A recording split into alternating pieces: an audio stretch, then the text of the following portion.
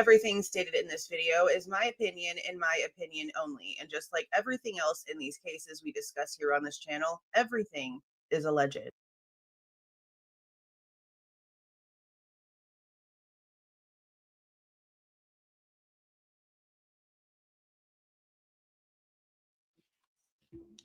Hey, you guys.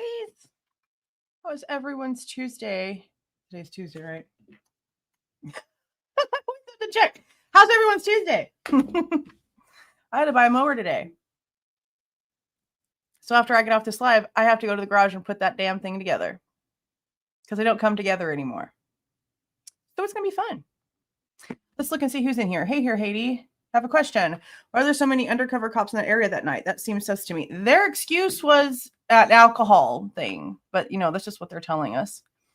Hey, Nona, I have a question. Whose room is the one with the flowered comforter with Kaylee's initials written on the pillow? There's a butterfly photo above the bed. It is Dylan's room.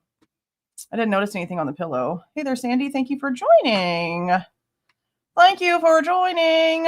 Hey there, Brooke. Hey there, Teresa. Hey, I got something to say. How you doing? Yeah, there's that too. Like, I know that they like claimed the alcohol thing, and that could have been something that was going on, but I don't really believe that that's the entirety of that story. I just really don't. Hey, Deanna.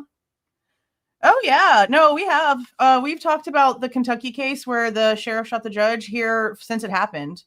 I haven't covered it in a while because we've been like immersed in Idaho. But no, yeah, that one's really interesting. And I'm seeing that like there's some mainstream people starting to talk about it now.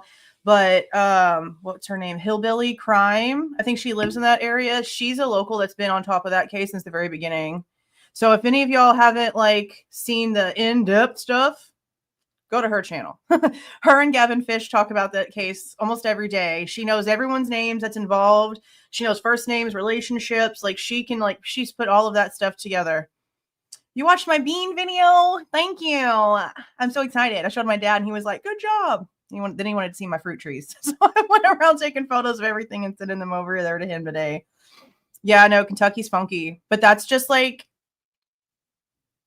that's your small town bullshit. That's typical. That's everywhere. I've told a story, I don't even know how many times, well, random stories about Kerrville and how disgusting Kerrville is and what it happens in Kerrville with the school administration and the courts and what they allow because of certain things. So whenever the stuff about Kentucky came out, I was like, yeah, sounds right. Sounds about right. Hey there, Belinda. Only typed that once. What happened? Huh? What do you mean why? I only see it one time. What happened? Yeah, I love this comment. People on Twitter were saying this exact same thing. I know you talk about Inton.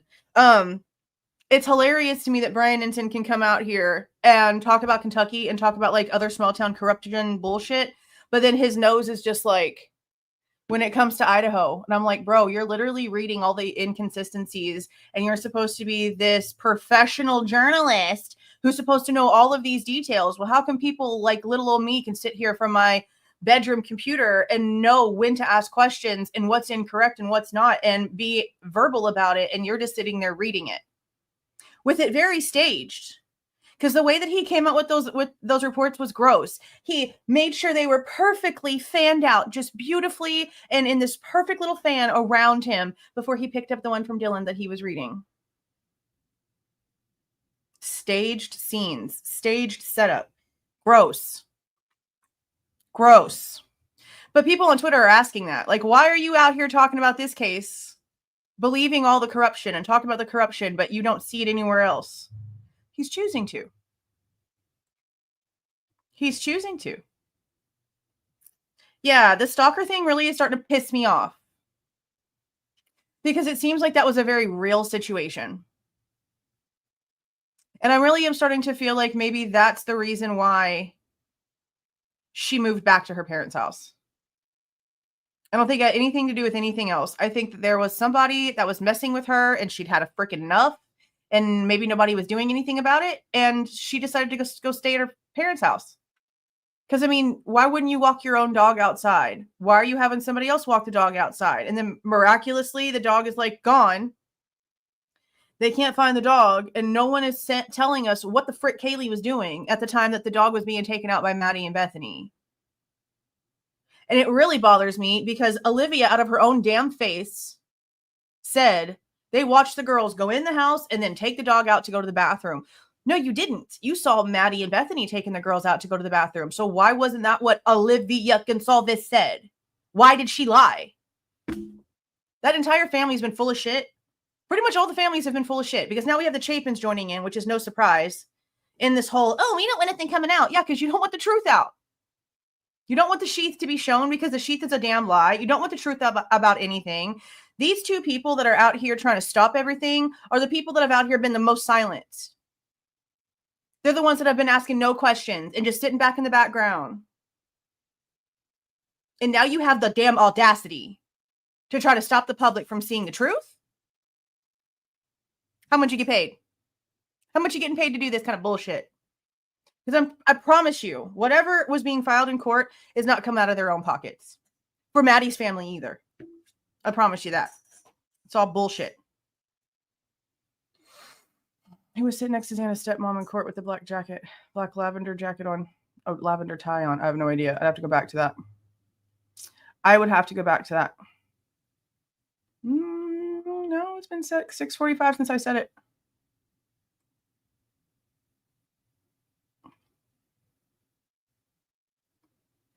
I don't watch any other people, so I don't know what you're talking about. I only talk about myself. And I've been on here every day. Well, hey there, Mystic. Welcome to the live. Hey there, Lisa. Hey, Ample Spark. Hey, Michelle. Hey, Bella. That's all they ever do. No storm here. No storm here. I'm hoping it doesn't storm because I really want to be able to get my mower started tonight. Because it's probably still going to have a little bit of daylight outside by the time we're done here. Hopefully a little bit. If not, the neighbors are just going to have to get over it because I need to make sure that it's working. Make sure it's working. Okay, yeah, we're about to pop this document up here. I don't think he was ever truthful, Teresa. I don't think he was ever truthful. I'm not. I think that Goncalves has always been full of shit. I don't think they ever meant anything that they said. Because normally whenever someone's going to do something, they don't warn you. You know what I mean? Like 99.9% of the time, whenever somebody is going to do something, they don't do this about it first. It just happens, and normally you're caught off guard.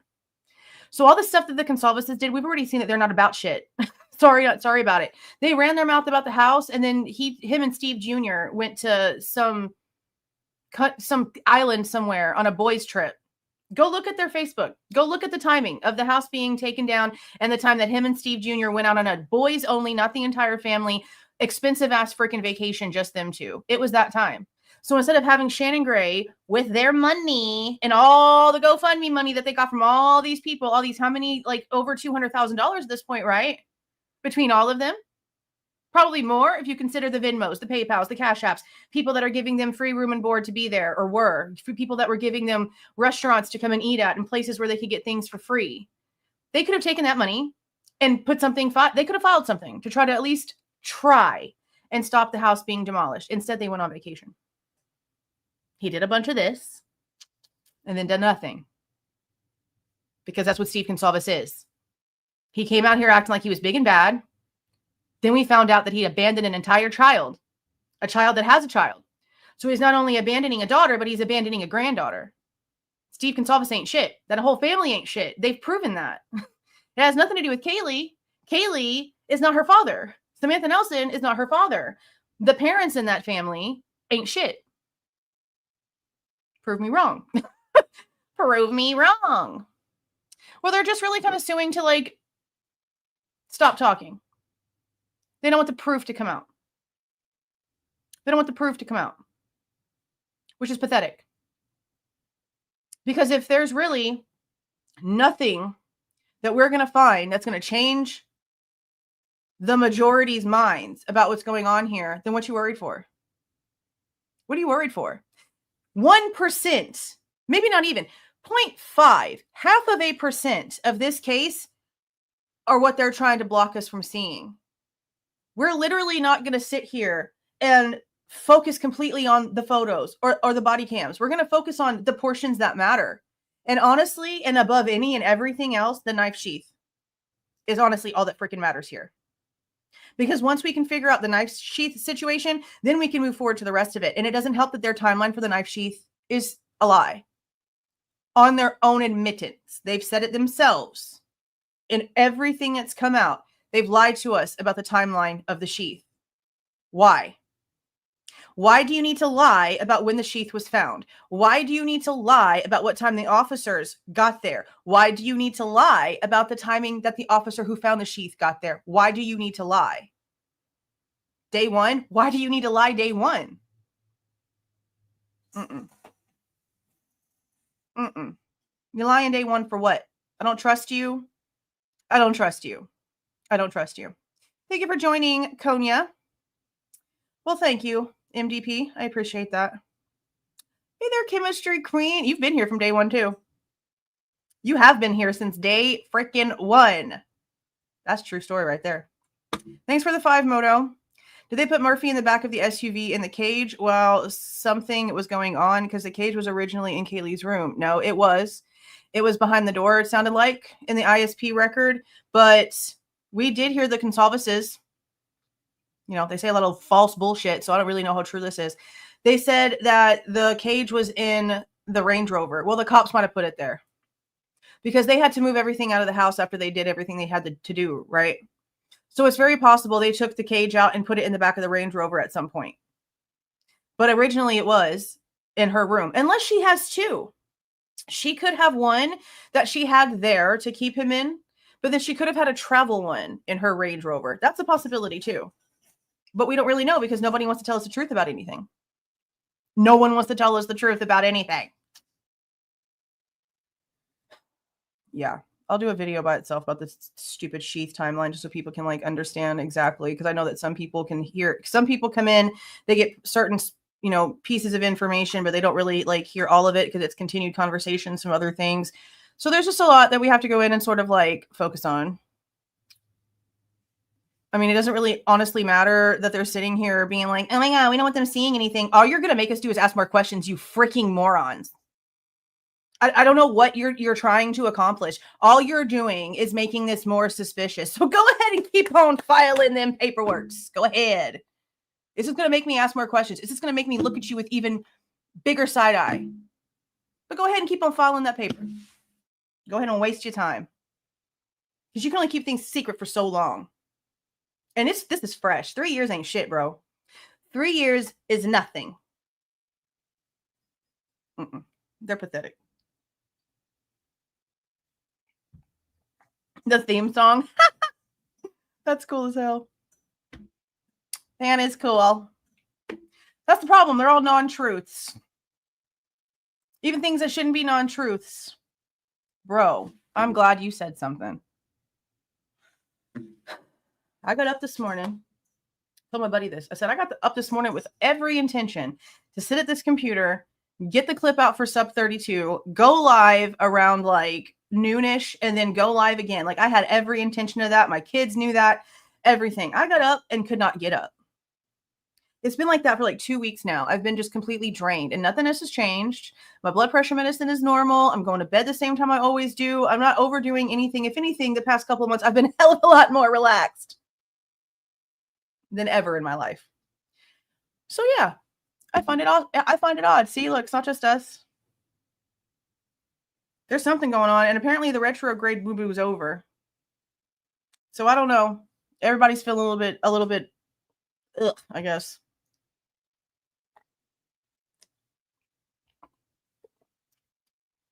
Yeah. But the sad part is that what I want to do on rest is go on a cruise, and they scare the shit out of me. And now this Amy Bradley case is coming back up, which I've known about the Amy Bradley case since I was like little. And it's just like bringing back all the reasons. Like, this is why, since I could remember, as much as I love the water, I named my daughter Ariel. Okay. I grew up fishing. I grew up on the water. As much as I love the water, a cruise is like a huge fear of mine, even though I want to go so bad. It's just too scary. Too scary. Well, welcome. Welcome. Nope, it's not that time of the month. Does it? To me, it looks like it needs to be dyed. Where'd it go? Something about my hair. This is all like, look, let me see if I can get it closer. If I can get this off of here. There's no color. See? You see the frizz and the death? I'll fix it eventually. Okay. Let's go ahead and get into these documents. Because no amount of paperwork that gets filed is going to stop us from going through the freaking truth. Okay, let's get started. This is number 33. In case you guys missed what I ended up doing with this, because of the mainstream chaos, we jumped from supplement 3, which was Dylan's ISP reports, to supplement 32 to go over a very important portion that was stated. I'm not going to go through all of it again, but it is going to be something separate because it's extremely important. But now I clipped it out of the live where we went over it. I posted it this morning by itself because yesterday's live, we ended at supplement 31. Now 32 is separate. It's now back in chronological order. And now we are starting this live at supplement 33.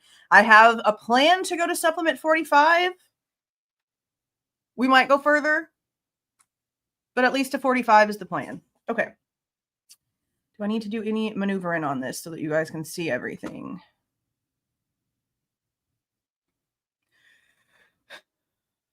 News implying her stalker was BK. Well, that doesn't honestly make any sense either, because her friends are saying stuff like they've known about this since May. And May was before Bryan Kohberger ever even like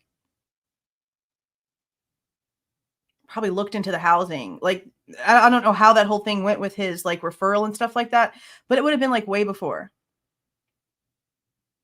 Way before. And now the girls are saying like, oh no, it was definitely somebody in those apartments behind us. There's even one report that says the person like had a report made on them at some point. But I don't know if it was because somebody else made a report on this person being creepy as shit, or if the girls finally made a report on this person being creepy as shit. That's what we don't know. So it's also like difficult to be able to go in and see, okay, so if I wanted to FOIA something about this situation, like what could I possibly FOIA? Because we don't know who reported it, if the report even happened. We don't know the person's name. But we've heard several things. We've heard somebody watching from the tree line. We've heard somebody from the apartments behind the King Road house. Then we heard something about somebody following Kaylee while she was walking Murphy. And then we heard somebody at the dumpster, like standing there basically waiting for her and then like jumping up and like freaking her out. Then there's the Winco situation. Then we also have stories of the back door being open and the front door being open at separate times when the girls were gone, and then they come home. So that house, on top of like everyone else's recollections of the way that they felt when they lived there, it's the area. It's the area. It's the house itself gives off a vibe. So what I was told, and this is not, it's off topic, but it's not off topic at the same time, because places can give off a vibe. Places can make you just feel like something's wrong, okay? Apparently, whenever the Native Americans were traveling and trying to like figure out where they were going to be settling, they purposely skipped over like the Dallas area because in their like the way that they could feel the land, the way that they could feel Mother Nature, it was like a cursed dead area. They refused to settle in that spot. Places that have, I don't know if you want to call it like spirits or something. I'm not religious, but I do believe in like something. It's hard to like explain. But I know that like negativity lingers. Positivity, unfortunately, doesn't. But for some reason, negative aura lingers. So I don't know if something else happened in that area prior. I don't know if there was something that happened in that house prior. I don't know. But people that have lived there on and off, they've come out in these reports and they're like, the whole place just, it didn't feel safe. The whole place was just weird. So I guess it could be just about anything, honestly. Because no one's being honest about anything, so we don't really know. Okay, this is supplement 33, and it was also written by Jeff Talbot. And for those who don't know, Jeffrey Talbot is the ISP. I guess you can go ahead and just call him lead detective, because within 12 minutes or so of Moscow PD telling ISP they needed their help, Talbot was assigned as the lead for the agency assist. And he is the one who wrote 32 that we went over, and the information that was given to him that he wrote in 32 regarding Dylan was told to him by Blaker. which is something important to think of too, because this isn't something that Talbot like heard firsthand straight from Dylan's face. It's something that's being basically told to him as a third party, again, by the same police officer who wrote the PCAs for the arrest warrants and the search warrants in both Pennsylvania and Washington. And nothing about, it's okay, Kaylee, I'm here for you, was in any of his reports. So I'd love to know what was really said, because that doesn't really like compute for me, like literally at all. Okay, let's see. November 13th at about 11:24 a.m., District 2 investigation personnel returned to 1122 King Road. This is the next day. At 11:25 a.m., I assigned ISP Detective Jake Schwecke to start pre-evidence processed video. Now, they did 3D scans same day. That's what it said, that they did their own photos, and there's a list of photos, and they're apparently going to be having more here now, or they're going back over the exact same stuff. But there was a lot of blood swabs and blood in a lot of different locations than we were originally told. And it's interesting how much stuff is becoming true, because there's been a lot of people that have gone in and looked at the mainstream media photos of the crime scene investigators and the forensics people like inside the house. And they're like, they're in the living room. They're in the kitchen. Why are they like looking up at the cabinets? And lo and behold, just because there was blood there, according to ISP. Crazy shit. Okay. So they did 3D scans of Maddie's room and Xana's room same day. ISP did. And then there was photos done. And now it looks like they're doing some more videoing and photographing. So at 11:25, they started the pre-evidence process video. A few minutes later, Detective Powell, Schwecke, and Talbot started marking the evidence with numbered placards, which is exactly what they said up here in the other one for on the 13th. So some of this stuff was already mentioned. So did they like switch the placards around? I guess we'll have to go back and compare some stuff.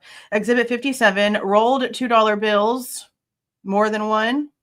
Located on desk along north wall of floor 2, west bedroom. Blue colored powder located, that's Xana's room. Blood swab collected from west wall of living room, and blood swab collected from upper west wall of floor 3, west bedroom.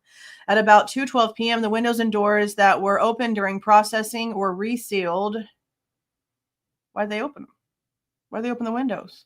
At about 2:16 p.m., I directed Detective Schwecke to complete a post-search video. So they took a video of everything for how it looked before they started processing evidence, and then they did one for how everything looked after they were done with stuff. Okay.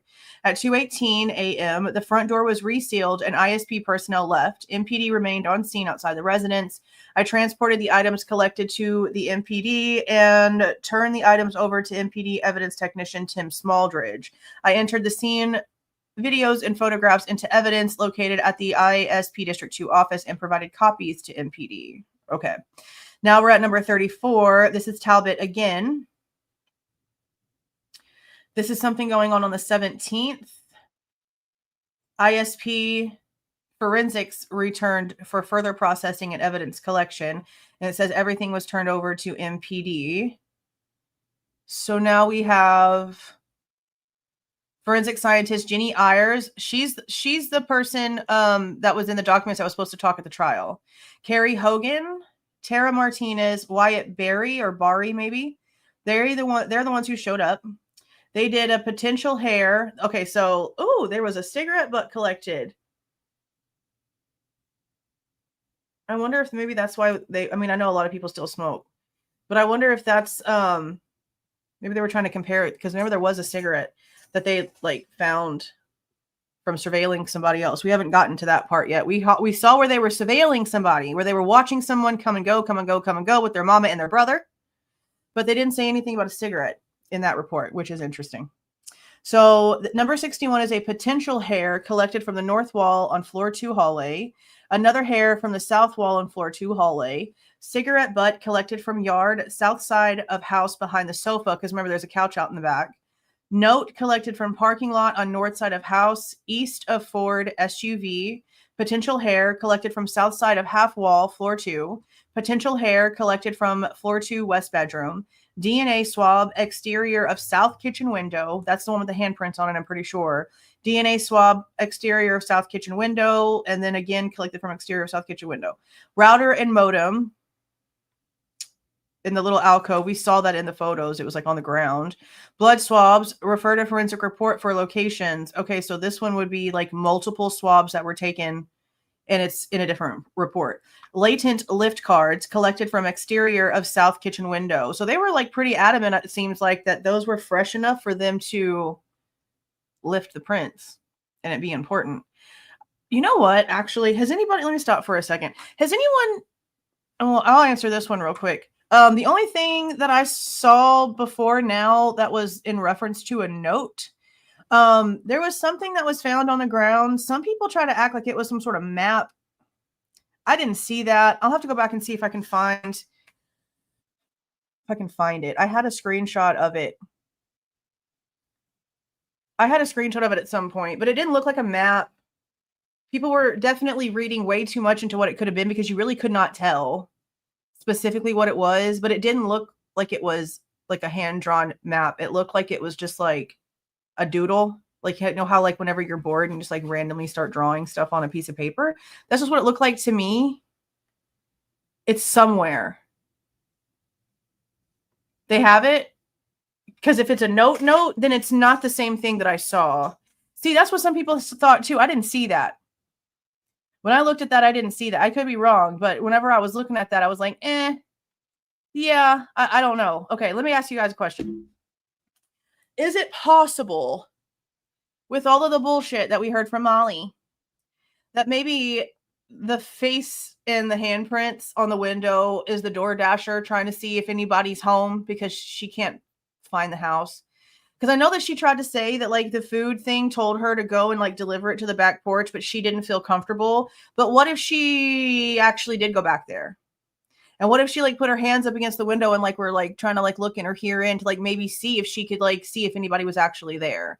Because we do know that she was around the house. So ever since we kind of found out that she was walking around, I'm like, okay, well maybe she's the one who went up and like put her face and shit up against the window to try to see what was going on. I don't know. It's very possible. See, a couple people have thought the same thing. It's possible. We don't know for sure. It's just a theory because we know that she was walking around. And we also know that we can't really trust what she says about literally anything. I mean, the first reports are about as pure as we're going to get for her story because whatever the frick ended up happening, Bill Thompson's friend definitely changed her whatever the frick she was trying to say, because whenever she was getting in trouble, she was lying. She was lying. She was saying the opposite of what the police report says. And it's real funny that in the same person whose body cam she's wearing, where she turned and said that she was friends with Bill Thompson, is the same person who interviewed her. I'm just saying. Crazy shit. Okay. After forensics processed the residence, all items collected were turned over to me. Forensics resealed windows and doors that were open during processing and left the scene. I wonder if they had to open them to like let the smell out because it was still bad. Because, you know, at this point they hadn't been able to clean up. Like the bodies were moved, but they couldn't clean up the blood. They couldn't clean up the beds. They couldn't do any of that yet. So I guess maybe that's why they had them open. I resealed the front door and transported the evidence to the ISP District 2 office and placed them into a secure temporary evidence locker. Law enforcement remained on the scene outside the residence. On November 19th, 2022, ISP Forensics provided me with a copy of the photographs and video taken. I transported the evidence collected to MPD and turned them over to evidence technician Tim Smaldridge. I entered the scene videos and photographs into evidence located at the ISP District 2 office and provided copies to MPD. Okay, so we have Talbot again. And this is now on November 19th. They are returning again to the scene. At about 5:24 p.m., I resealed the front door and left the scene. I'm sorry. This is a brand new report. Okay, on November 19th, 2022, at about 2:03, I returned to King Road for further processing. So he stayed in there for 3.5 hours by himself?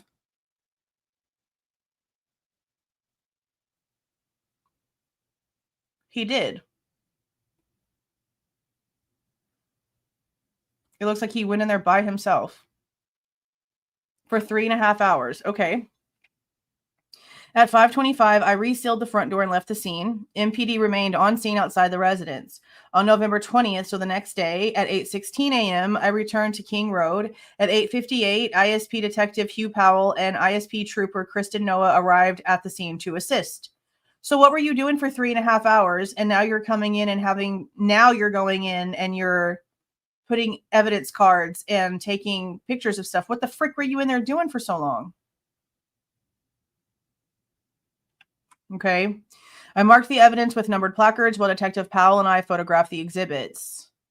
The following evidence was recorded and or collected. A power cord located on the floor next to the east wall of floor 1 in the west bedroom. That'd be... Hold on, I got to put the map in my head. That'd be Bethany's room. Power cord located on upper shelf of closet of floor 3, west bedroom. Okay. Why are we taking power cords? Power cords for, I guess so they can maybe get their phones turned on. But I don't see where somebody that was like actively using their phone would have had their power cord up in their closet. Black colored iPhone located in drawer in closet of floor 3, west bedroom. SD card located inside of a GoPro in a drawer in closet of floor 3, west bedroom. We knew about that from the MPD records, actually, about the GoPro. Handwritten note located inside clear plastic tote of upper shelf in closet of floor 2, east bedroom. Oh, that's the note in Dylan's room people were just talking about. Okay. Diary located on desk of floor 2, east bedroom. iPhone located in a glove box of the blue colored Honda Civic. That would be Xana's. Detective, at about 11:58 a.m., Detective Powell and Trooper Noah left the scene. At about 12:05 p.m., I resealed the front door and left the scene. MPD remained on the scene outside the residence. I transported the items collected to the MPD and turned the items over to MPD evidence technician Tim Smaldridge. I entered the scene, photographs into evidence located at the ISP District 2 office, and provided copies to MPD. So it looks like this is just going to be like stuff. I mean, not just this, like this is important. The stuff that they took in as evidence, because we need to compare this stuff to the MPD stuff. God, my weekend coming up, besides like the yard work, is going to be full of indexing. Full of indexing. I need a personal assistant for this channel, but I'm still not going to do it because I just don't trust people. Anyway, where are we at? Number 36. So now we have Talbot again. This is on November 23rd. More processing. Okay. On November 23rd, 2022, at about 6:23 a.m., I returned to 1122 King Road for further processing. I marked the evidence with numbered placards and I photographed the exhibits. The following evidence was recorded and or collected. So we're like pretty far down the road now, and they're going in random days and just grabbing random things. I wonder if it's because they're getting pieces of stories and then being like, okay, so now we have to go look for this stuff. Because this is like random, unless it has blood on it and it's not describing it that way, but it's random stuff. Exhibit 82, Van's portable speaker located on top shelf of rolling rack along north wall of floor 2. And then the blue colored UE portable speaker located on stool in kitchen. Black colored JBL portable speaker located on top shelf of rolling rack along west wall of floor 3. Why do you need the speakers? Why would you need the speakers? At about 7:30 a.m., I resealed the front door and left the scene. And then all the same stuff about how MPD was there and everything got turned into the same person and all the other things. Why would you need the speakers? Why can't we see what this word is right here? So this is a person. This is taking place on 12/6/22. This is somebody, this is a male being interviewed with his mother present. I think we heard, what's his face? Showalter. His mother showed up at some point and sat with him. Now, see, we have multiple people here. Look under the witnesses, okay? 22-year-old male, 21-year-old male, 19-year-old female, 21-year-old male. Why is there 4 different people here? No biologics. Crime prints and a recording of the interview. So somebody's prints were taken. Okay. This was where at? District 3's office. The interview began at approximately 11 a.m. The interview began with blank and blank himself discussing the online and social media harassment their family has been dealing with since Sunday. This doesn't look long enough to be Showalter. Is this Jack Ducour, maybe? I guess we'll find out more if we, farther we down with the details. Blank informed me their family, friends, and even her medical practice is now being pulled into the online rumors. Whose mother works in the medical stuff? I informed Blank I want to focus on the days prior to the homicide. Blank described the days prior as the usual. He went out to the bars on Thursday night for early weekend, then stayed home Friday to recover from a hangover and complete some school assignments. It was Showalter? They did. Both of his parents are doctors. Okay. Yeah, we talked about Showalter here whenever he first showed up, but we didn't do all that other crazy shit.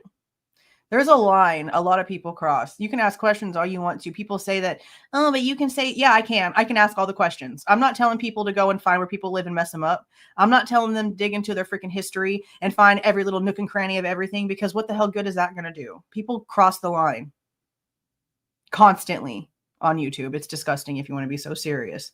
He then went out and drank on Saturday and stayed home to recover and watch football on Sunday. It was a typical weekend and he can't remember that weekend being any different.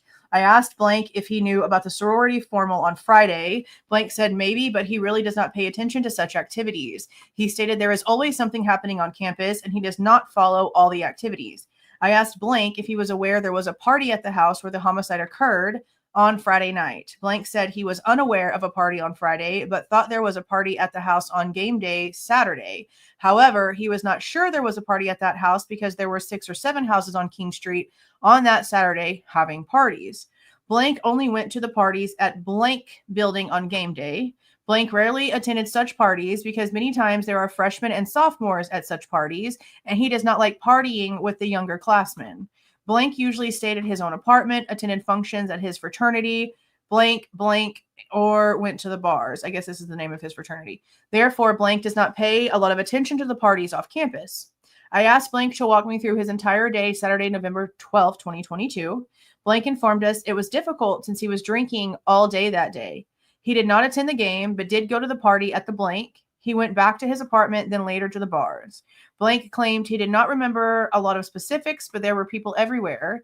He knew some of the people, many he did not know. Okay, so he knew some and many he didn't. Blank explained for the first 3 years of college. Okay, so yeah, this is definitely Jack Showalter. We've heard this before about he was trying to get his chick back. Something like that. Okay. Blank explained for the first 3 years of college, he had a girlfriend and was in a relationship. He did not really party and met a lot of people during that time. He spent most of his time working on the relationship.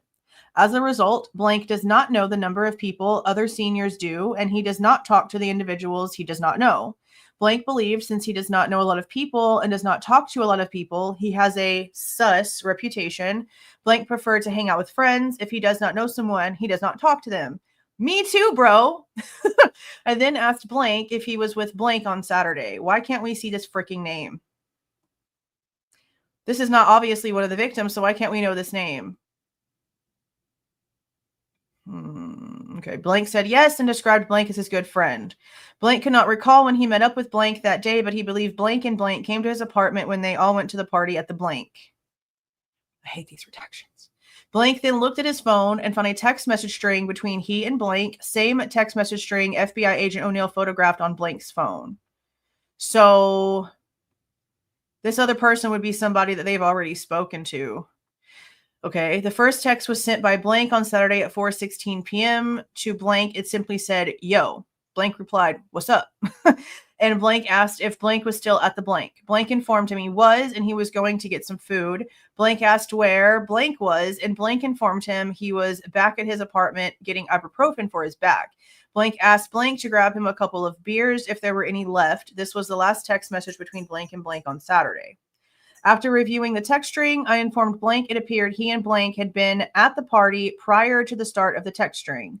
Blank believed they went to the party at the blank around 1 or 2 p.m., but he could not recall the exact time. He did recall seeing Maddie Mogen and Kaylee Goncalves and all the rest. Okay, this is not Jack Showalter. This is not Jack Showalter. Jack Showalter did not go to the party at the Whites. And this person is claiming that he went there. Look at the time. 1 to 2 p.m. This is the pregame party. This is not Jack Showalter. He did recall seeing Maddie and Kaylee and all the residents of 1122 King Street going outside and taking the photograph that Hunter Johnson took. This isn't Showalter. Blank knew Maddie the best. He had known her since his freshman year because they had classes together and she would hang out at the blank blank fraternity house. Blank said while attending the party at the blank, he made several trips to his apartment to stretch and deal with his sore back. Blank claimed after the text string with blank began, he did not return to the party at blank.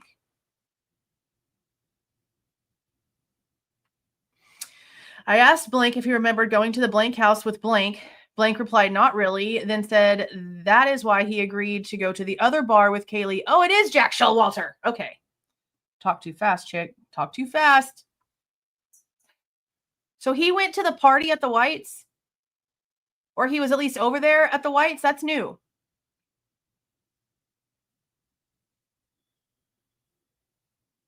Well, that's why I'm confused. Because we don't know of them asking anyone else about going to another bar. It says that this is why he agreed to go. That is so damn scribbly. Oh, well. I don't know. We're going to figure it out as we go. That's insane. I don't understand why it's so confusing, but it just is what it is. Thank you for the $9.99 tip. Thank you for all you do, Jules. Well, thank you for being here. Because if y'all didn't care about facts, then I wouldn't exist. And facts are the only thing that matters. I confronted blank. Oh, wait. I skipped a sentence. He does the same thing every weekend, and it's hard to remember. Okay.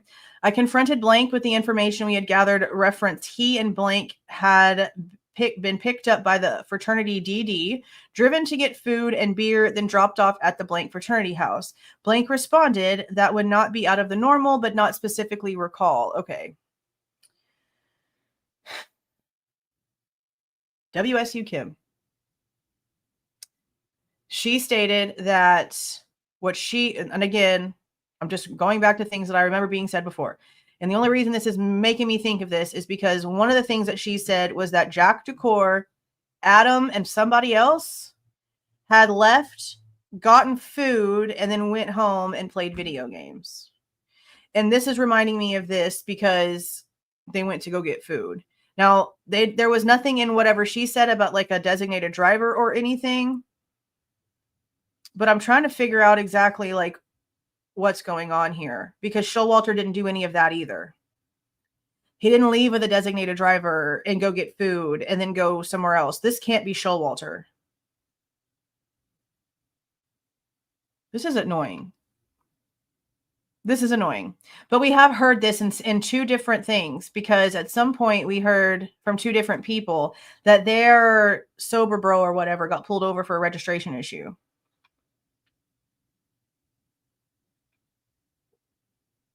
So maybe, I mean, it's not out of the realm to believe that Kaylee and Maddie were asking more than one person to go to John's Alley. Jack Showalter just happened to be the one that ended up leaving with them, it seems. Sergeant Hopkins asked Blank about purchasing a 30-pack of beer and splitting the beers between himself and Blank. Blank did not recall if they purchased a 30-pack on Saturday, but it was normal for him and Blank to purchase beer and split it between the two of them. He could not remember if they did it that Saturday because they were drinking all day. Sergeant Hopkins asked what type of beer they typically purchased, and Blank informed us it was usually Keystone, Natural Ice, or any cheap lager beer. Let me tell y'all something. My ex-husband, his uncle, only got paid once a month. Okay, I'll put it that way. When he first got his check, best believe it was Bud and Marlboro. Okay? But as that money started dwindling down, there'd be some Liggets and some Natural Light. So whenever he said cheap beer, I'm like, oh, that's what that reminds me of. I have no idea. Beer is disgusting. I don't know. People are probably going to be offended because I know a lot of people drink beer. I don't. I like my alcohol to be delicious. I need my alcohol to taste like fruity yumminess. It either needs to taste like bubble gum or strawberry or lemon lime coconut pineapple. I cannot be having something that smells like nasty fermented, peed on dog food in my glass and think that I'm going to enjoy myself. I need my alcohol to taste delicious, or else what are you suffering for? Why are you punishing yourself? Why are you punishing your taste buds with that disgusted mess? Yes. Yes. It's so gross. It is so nasty. Like, give me something with some fruit in it. It needs to be delicious. You know what? That's a good one too. It's a good one too.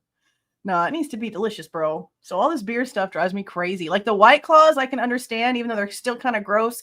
They've got some flavor. But when it comes to like flavor, like Mike's Lemonade has, like, if you're going to get something cheap, it at least has a decent flavor. Cayman Jack, that's a decent flavor. That stuff, what you doing? Ooh, what you doing?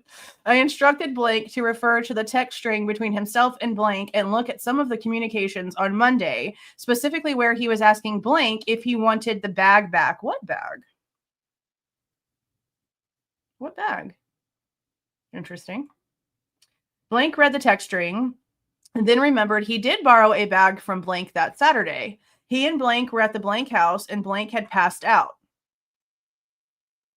Blank took a bag from Blank and filled it with approximately 15 beers. He believed he went back to his apartment because the bag was at his apartment and he had to return the bag to Blank. So Home Dude was so drunk that he doesn't even remember actually if he went and stole 15 beers from his friend that was passed out. Your friend passes out and you take a backpack from your friend, steal half their beer, and then you leave? You leave them passed out? Holy shit. Wow. Okay. Blank did not see Blank again that day or night because Blank went to the bars and Blank did not know. I asked Blank how he got from his apartment to the corner club. Blank responded, probably a designated driver. Not being able to remember shit like that, I'm sorry, I could never be that way. Like, I already have PTSD memory, but to have, like, I was so drunk all the time, I can't remember what I did. That's not cute. Blank did not recall the clothing Blank was wearing Saturday the 12th. The next contact Blank had with Blank was Sunday morning sometime. Blank was with Blank driving to get some food. Blank called Blank and asked what was going on at the house down the street from Blank's apartment. Blank indicated he already told us what happened after that in his previous interview. Yeah, this is definitely somebody that we've talked to before. There's 2 reports about the driver guy. Blank could not remember anything out of the normal that weekend. He had said goodbye to Maddie and thought he would see her in class after they got picked up at the food truck. Okay, so it's Showalter. There is so much in this story that is not making any sense to anything about Showalter that we have heard this entire time. There is a lot of backstory here that is really making this confusing. But at this point, I don't know how this could not be Showalter.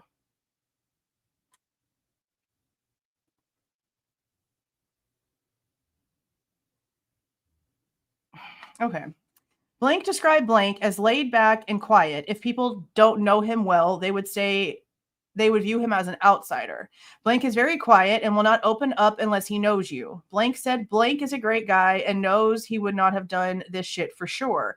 They have been friends since the 7th grade. They attended Blank, and U of I together. Blank has always had Blank's back, and Blank described Blank as a ride or die buddy. Blank informed us Maddie cared about Blank because they used to be close. Blank and Maddie had an on and off again relationship in the past.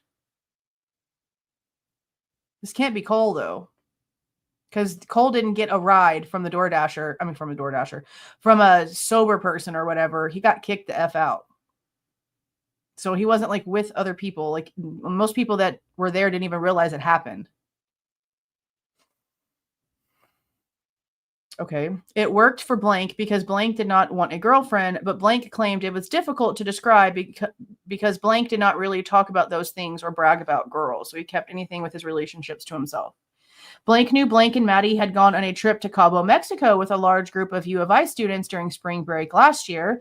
Blank did not go on the trip, which was arranged by a guy in the Blank fraternity. Blank did not have a schmexual relationship with anyone else living at the 1122 King Street house. Xana Kernodle had been in past relationships with Blank and another guy Blank did not know, but she appeared happy with Ethan. See, that's also really confusing. Because the damn book makes it sound as if her and Ethan getting together was like such a thing. Like, she called Emily's mom and was like, oh my God, guess what? Me and Ethan are officially a couple, and you're the first person I'm calling, and oh my God. But if she'd had a whole boyfriend before and more than that, then I don't know why that would have been a big deal to act like that about. And it seems like we're learning that whoever this guy was might have been a dealer. Like, I know it's talking about like two different people, but in one of the reports that we went over with last night, it was about the ex-boyfriend. And there was like a report before that to where someone was like, yeah, I knew Xana in the past because her ex-boyfriend was one of my roommates. But then that dude got kicked out of U of I.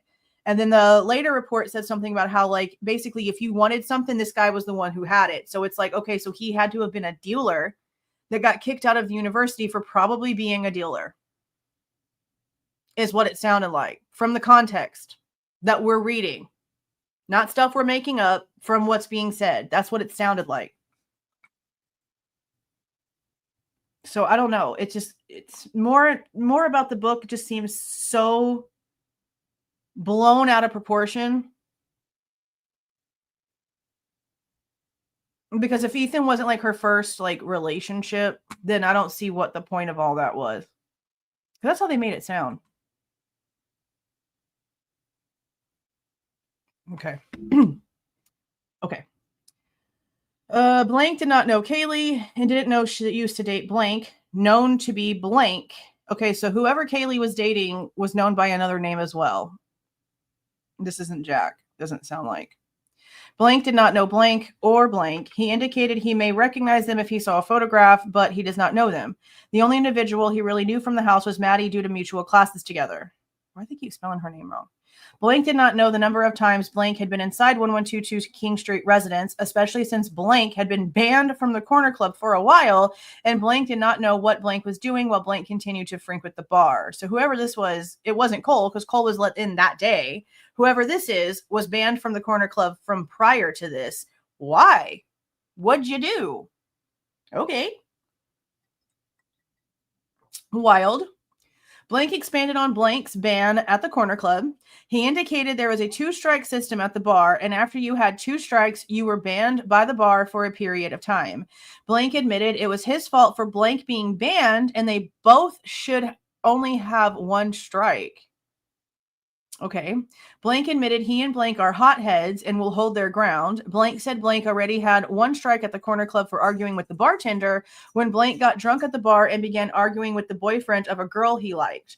The argument escalated and Blank pushed the boyfriend. The bartenders broke up the argument and blamed Blank. As a result, Blank received his 2nd strike and was banned from the corner club until February. So not Cole either. Blank admitted he and Blank have gotten into fights with other individuals. He explained they don't look to hurt people. They are generally drunken arguments, and most of the time they involve individuals from other fraternities. I asked Blank if he noticed any strange alumni or strangers while attending the party at the blank. Blank did not recall seeing anyone out of place while he was at the party or at the corner club. Blank said after the girls were picked up from the food truck, he did not want to wait for a ride and did not even know if his DD was even still accepting calls, so he walked home.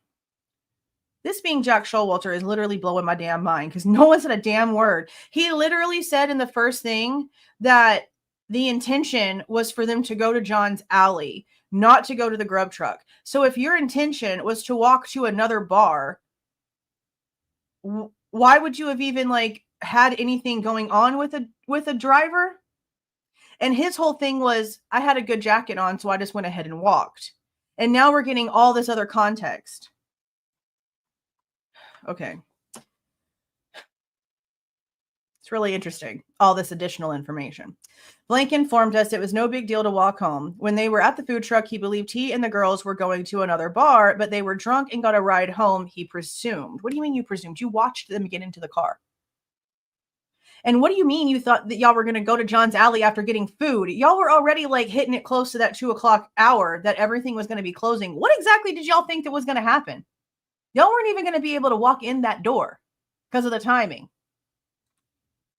Due to the homicides and the rumor circulating around campus that classes would go online, he made the decision to return to Boise. On his way out of town, he stopped and saw Blank. Blank returned the bag he had taken to transport the beer on Saturday and an HDMI cable he had borrowed to watch football. Blank was active in the blank fraternity. Blank lived at the fraternity house, paid rent and his dues. Blank was also the blank for the fraternity. You can't even tell us the position. Like, I get if you don't want us to like know the fraternity name, but you can't even tell us the position of the person. All these blanks are so annoying. Blank is also a blank member and has been since freshman year. Blank only pays his dues, which gives him access to the fraternity and 1 meal a week. Blank usually eats at the fraternity house on Mondays because the house chapter meetings are conducted every Monday. Sergeant Hopkins and I asked about the house known as Blank, located at Blank. Blank informed us Blank is an off-campus house associated with the Blank fraternity. Upperclassmen often transition out of the fraternity house and move into Blank. Sometimes other individuals will rent a room at the house. At one time, a football player was living there, and even a professor stayed there for a while. Yeah, I'm sorry. Teachers and students, I don't give a damn. The situation should not be allowed to live in the same freaking roof, under the same roof. I asked Blank if he had any knowledge about Kaylee having a Blank relationship. A what relationship? What? What word could possibly be in front of this word relationship? What word could it possibly be? Okay. A Blank relationship with a Blank, and Blank stated he had heard rumors, but thought they were weird because the rumor he had heard was Kaylee was involved with a Blank or Blank, but he understood Kaylee was Blank. Blank believed it to be an outlandish rumor, and it would be more believable if it was a Blank. What in the frickin' frack are we reading? Is it schmexual? I don't think so. That's too small. That's way too small to be that word.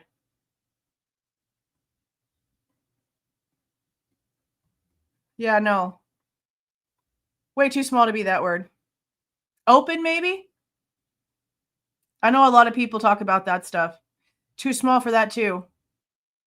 See, that's kind of what it sounds like. It almost sounds like this is talking about an involvement with a chick, but he's like, yeah, that doesn't sound right because she's straight. That's what it sort of sounds like, right? Yeah. Man. You know what that's going to do? Where's a TikTok psychic? You remember that story? That's going to give something to that one. Blank again informed us he did not really know Kaylee and did not know if she had a job. His only connection to Kaylee was due to knowing Maddie. Blank did not even initially know Kaylee was the girl with Maddie at the corner club on Saturday night. It was a chance encounter seeing Maddie at the bar, and he had been talking with only Maddie. It was Maddie that invited him to go with them to John's Alley to get some food. What? But they decided to get food at the grub truck. At the food truck. They were going to go to John's Alley for food. They were going to go to a bar for food. I mean, I guess, but the timing still wouldn't have worked out. Since returning to Boise, Blank has been hanging out at home playing Xbox. He has gone out to the bars with Blank a couple of times, but has been staying at his house most of the time. Blank did inform Blank someone had called a tip into the police pretending to be his mother.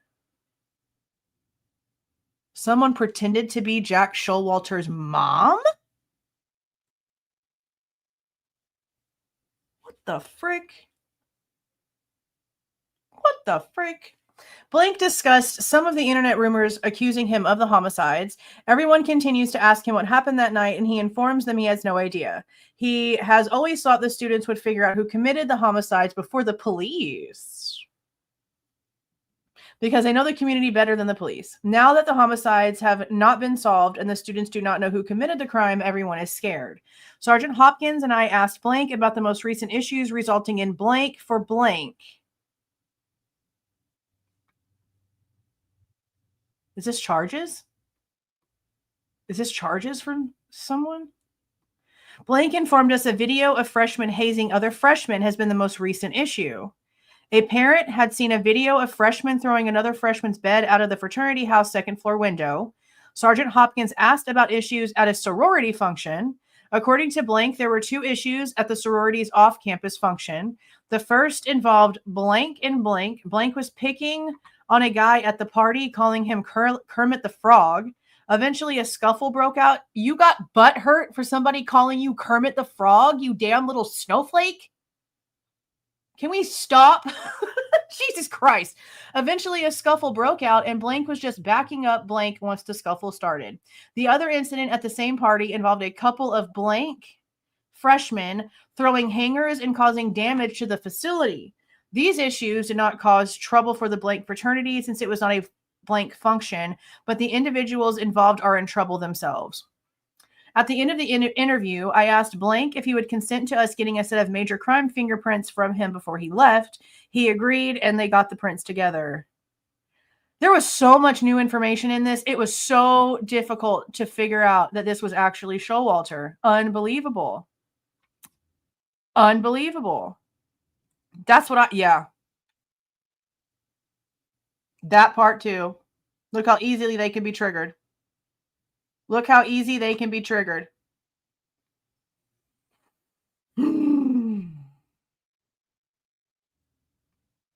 Unbelievable.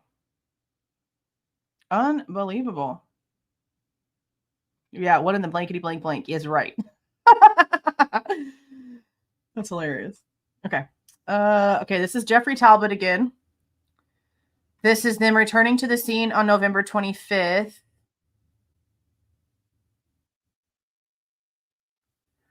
Okay, on November 25th, 2022 at 10:22 a.m., Mike Mooney, Detective Hugh Powell returned to 1122 King Road for further processing. Detective Powell and I marked the evidence with numbered placards and photographed the exhibits. The following evidence was recorded and or collected. Amazon Fire Stick, collected from rear of television located on west wall of floor 3, west bedroom. Kindle, located in bottom shelf of north nightstand on floor 3, west bedroom. Canon portable printer, located on top of mini fridge against north wall of floor 3, hallway landing.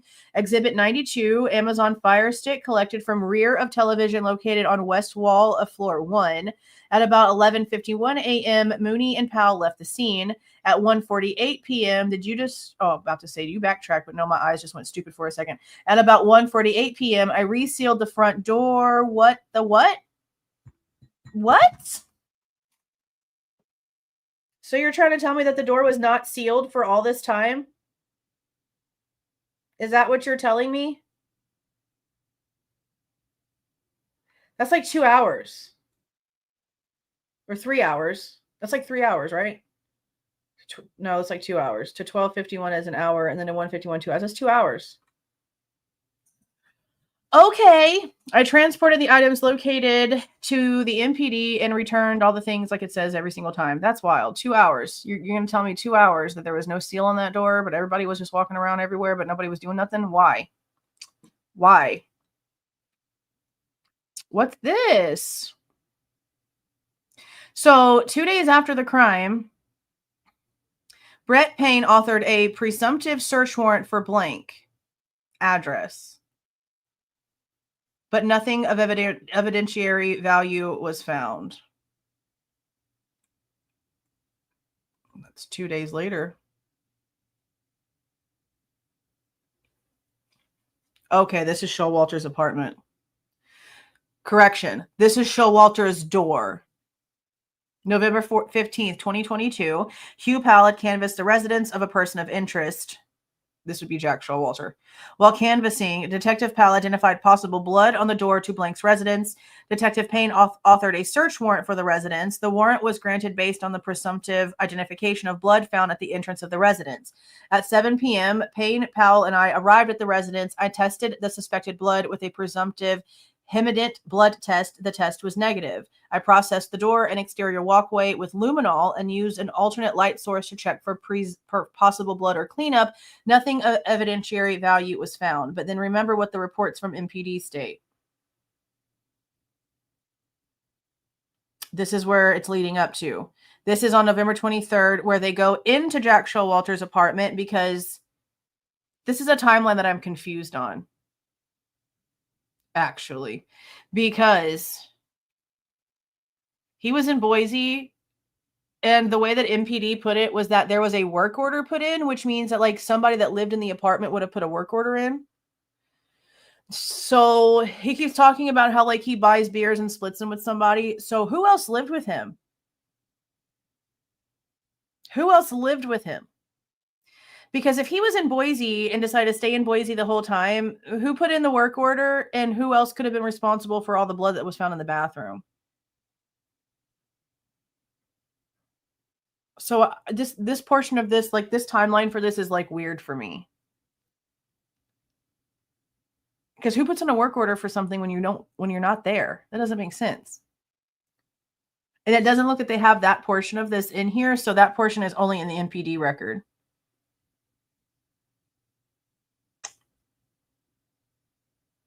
Okay. At about 1:37 p.m., I started a pre-evidence process video and photographs. I tested multiple red color stains with hemident, a presumptive positive test for blood. Red colored stains in the bathroom sink and near the toilet handle were negative. They said they were, though. Didn't the NPD report say that they were? Red colored stains in the shower curtain and the west entry wall were positive. Okay, so shower curtain and in the hallway. I marked the evidence with numbered placards and photographed the exhibits. Blood swab ×2 from the bathroom curtain, ×2 from the south wall of the bathroom below the light switch next to the toilet. Blood swab collected from the south wall of the bathroom above the light switch next to the toilet. And then another one collected from the west wall entry hallway near the transition of the living room. In the bedroom closet, I located a pair of Vans shoes. I tested the soles of the shoes with hemident. They were negative. At about 2:48 p.m., I started the post-evidence process video. At 2:52, Detective Payne secured the scene. See, you really just like have no clue what the frick this is all about unless you have the MPD report. I'm glad those came out first.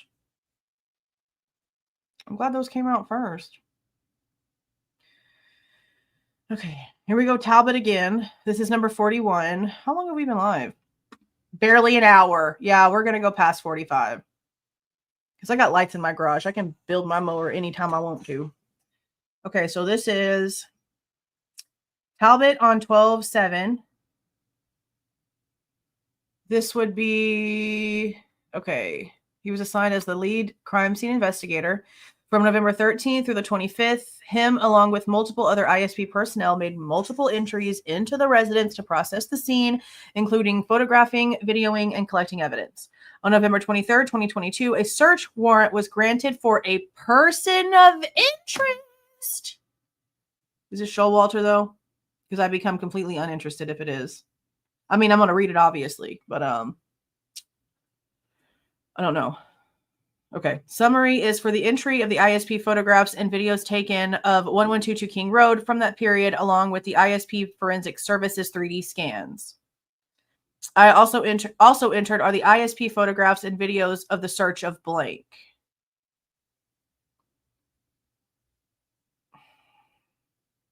Thumb drive, photos, videos. Thumb drive, interior. Data processing equipment. Is this it? That's all they're giving us? They're not giving us age, nothing?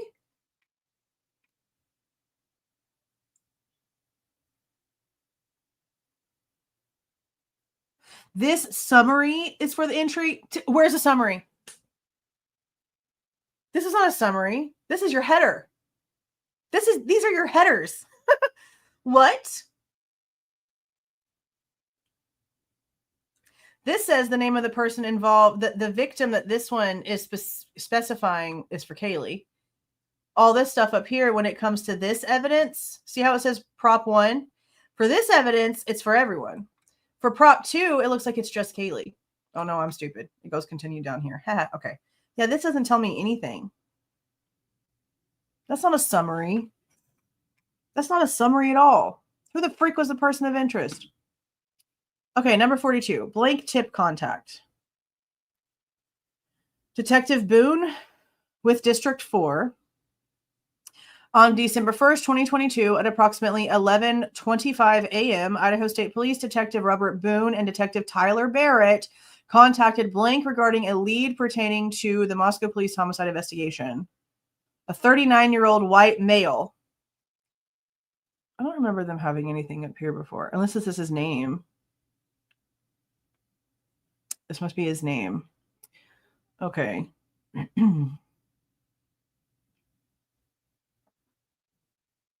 The The contact was made at the residence of blank at blank address in Moscow. Upon arrival at the residence, blank came to the door. Whoever this is has 3 names. 3 names. Came to the door. Detective Barrett advised blank, and they must go by 2 names. Like, they must go by first and middle or something like that. Advised, or they're using the last name and it's a double last name. I guess it could be either way. Okay. Detective Barrett advised blank that we were detectives with the Idaho State Police conducting follow-up contacts with persons in the Moscow area pertaining to a homicide investigation. Blank was advised that the lead had stemmed from his recent online order.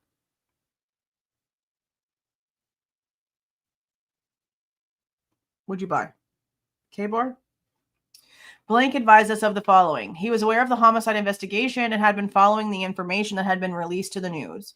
He had heard on the news that the weapon in question was possibly a K-bar knife, and he was I guess it was kind of thrown around. Okay. Weapon in question was possibly a K-bar knife, and he was aware that no suspect had been arrested. He decided to blank purchase the knife as a home and self-defense weapon, but had not yet received the order.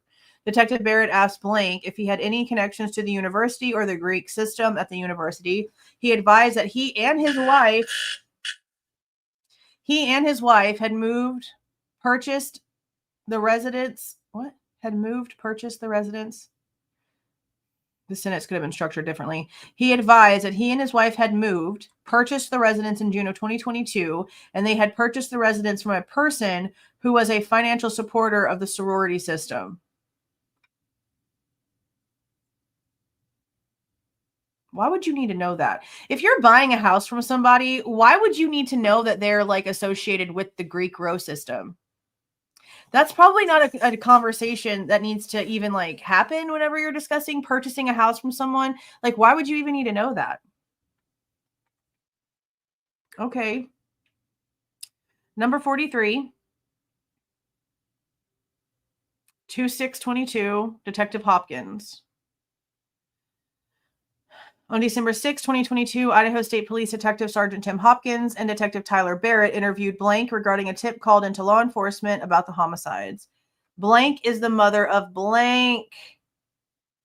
Who is you? Who is you? OMG. Okay. This is a 52-year-old female that they're interviewing here. On December 6th at approximately 11, Barrett and Hopkins from the Idaho State Police District 6 office interviewed blank regarding a tip called into law enforcement. Blank is the mother of blank. The interview took place at blank in Boise. She did not call a tip in. She was never called. She only knows what blank tells her. She received the text when it first happened and was concerned for blank. She learned it was 4 people later that night with her husband. Blank has been home since the week before Thanksgiving. Blank went in for an interview with the FBI before Thanksgiving. Blank was home Saturday, December 3rd, and is currently home. Blank has been good. He is a good, very responsible kid. Frat life has been good to blank. Moscow is a small community. They all work, play, and go to school together. Blank knew the victims and was friends with them. Xana was familiar with blank's frat house. Blank knew all 3 girls and was familiar with Ethan. As far as she knows, they were all friends. Blank went to Cabo with his frat brothers. This would have been the spring break before, I guess. Blank is a pretty honest person. Blank is not too attached with any girl. He is friendly with a lot. The girls seem to like him. She does not know of Blank getting into trouble. Blank was at the day party at that's probably the whites, the pre-party. Blank left the party to get something to eat and drink, and then he went back to the frat house. Blank should have alibis because he took the fraternity designated driver. Someone is there to corroborate his whereabouts. She does not know what type of room Blank has at the frat house. Blank has talked about how his room is set up. Okay. Blank was the blank on the frat blank last year. She does not think Blank is on blank this year. The frat was on suspension from events a couple of years ago. The current members have to clean up from the past. A lot of the frat life is over her head. She thinks it's disconcerting. Someone would call in this tip. Her phone number is blank. Okay, so is this Jack Showalter's mom? Or is it Showalter's? Because the one that we just read said that someone called in a tip pretending to be his mother.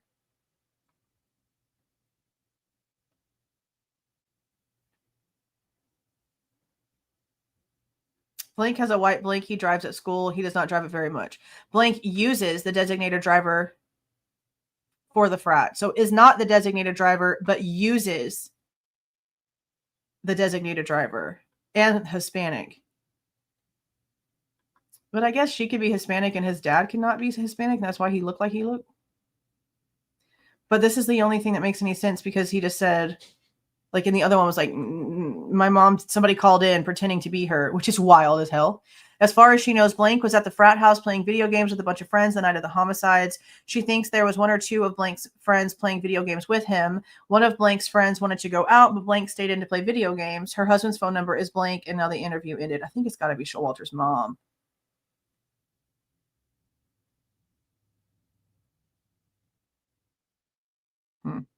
Now, why would this part of this be blacked out?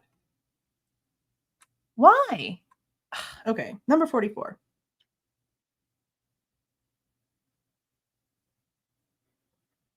Now we're jumping back. We're jumping back to 11/26/22.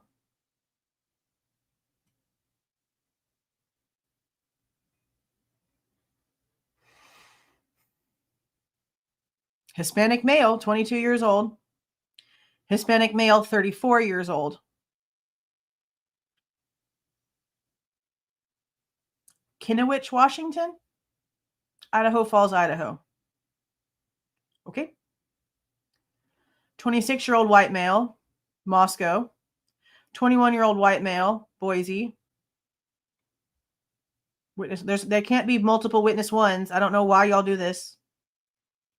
20-year-old white female, Post Falls. Just interview videos.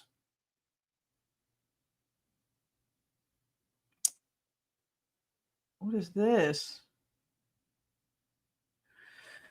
Okay. Between the dates of November 26, 2022 and December 6, 2022, Sergeant Tim Hopkins from the Idaho State Police District 6 Investigations Office and ISP Detective Derek Brown were assigned several tips to follow up on and conducted several interviews related to the tips.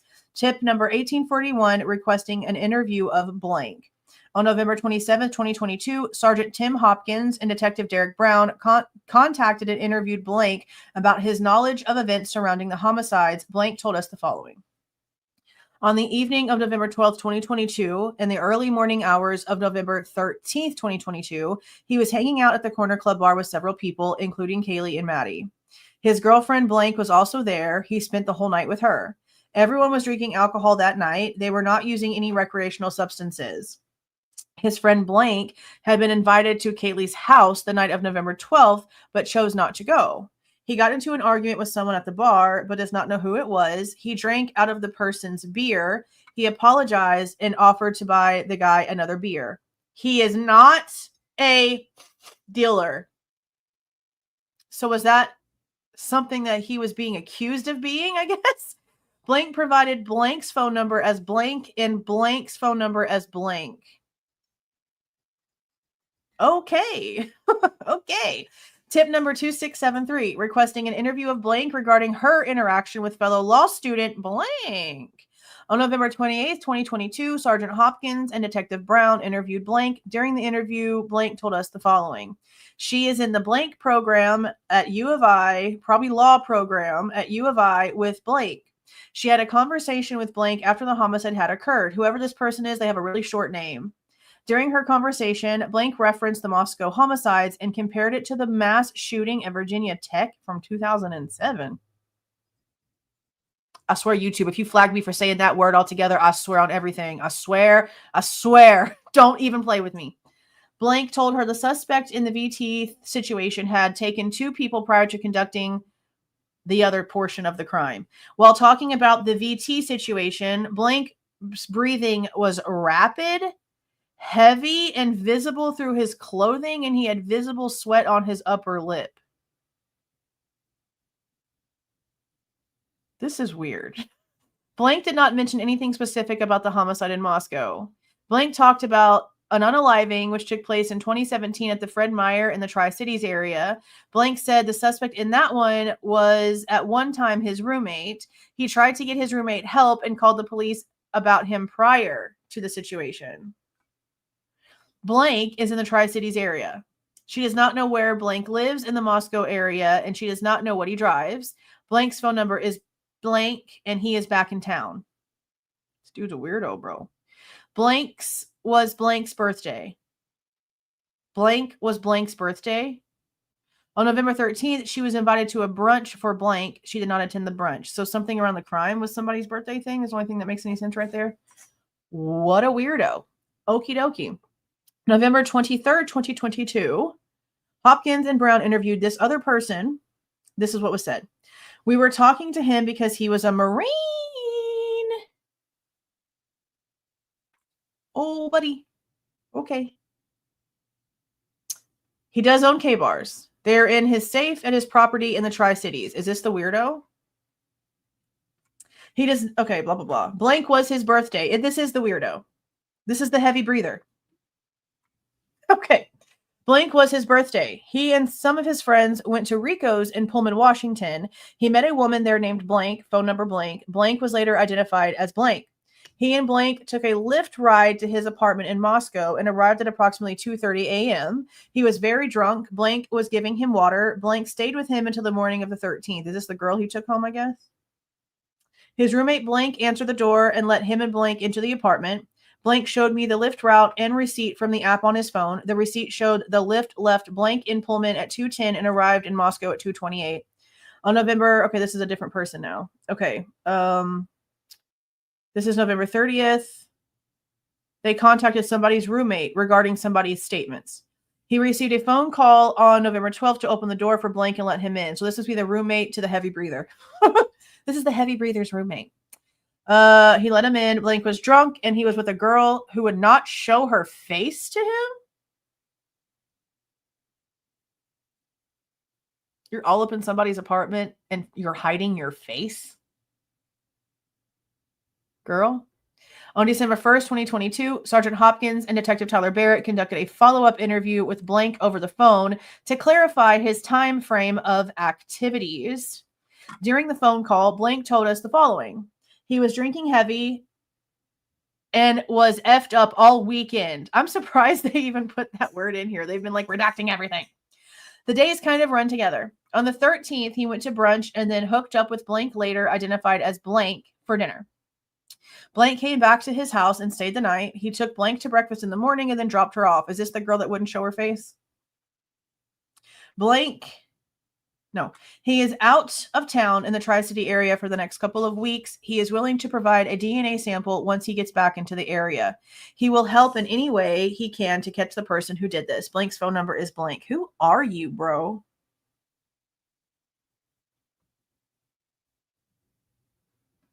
Is this the cigarette person, maybe?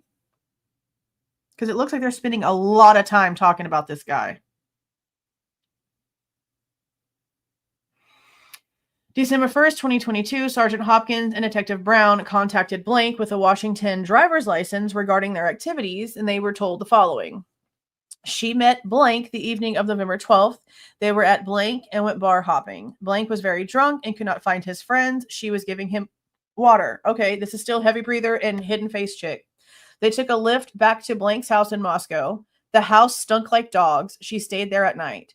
She did not go to brunch on November 13th. She met with Blank for dinner on the 13th. They had dinner and then stayed the night together. She has not seen Blank since the morning of November 14th when they separated. That's not honestly kind of crazy to I understand one night stands to an extent, but to have a one night stand that turns into like a dinner the very next day and then y'all ghost each other, it's kind of weird, but whatever.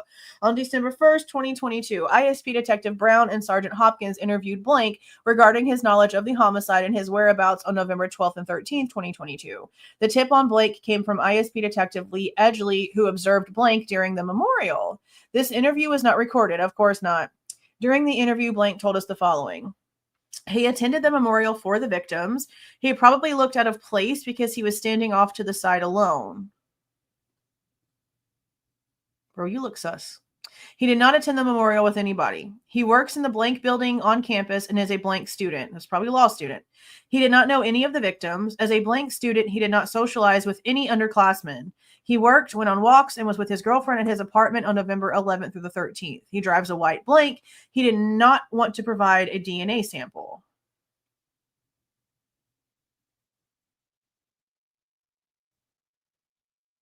Now you've got a girlfriend? That's a bit confusing. On December 3rd, 2022, Detective Brown and Sergeant Hopkins interviewed Blank over the phone. This interview was not recorded. Blank refused to give us any personal information and would not say where she got her info. During the interview, she told us the following. She has a friend of a friend from out of state who has looked into this case. Here we go. She read about the case on websites and believes Blank is involved. Her friend found Blank from the Blank fraternity website and looked at his eyes. She does not know how her friend of a friend picked out this information. What information? Because this sounds like you're crazy. When they do this kind of shit right here, when they do this kind of shit right here, I don't care what you got to say. You're wasting everybody's time and you're an attention-seeking little hooker, is all I think about you. On December 3rd, 2022, Detective Brown and Sergeant Hopkins interviewed Blank about his whereabouts on November 12th and 13th, his knowledge of the fraternity, and his knowledge of the homicide. During the interview, Blank told us the following. He was previously interviewed during Thanksgiving break on the 18th by the FBI in Boise. He was asked about the victims and Blank. What you mean?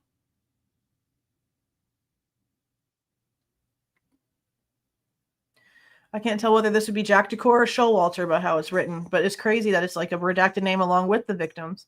Xana Kernodle was his Greek little. A Greek little is not someone you are pursuing, but a friend who becomes part of your Greek family. We've heard this person's name before.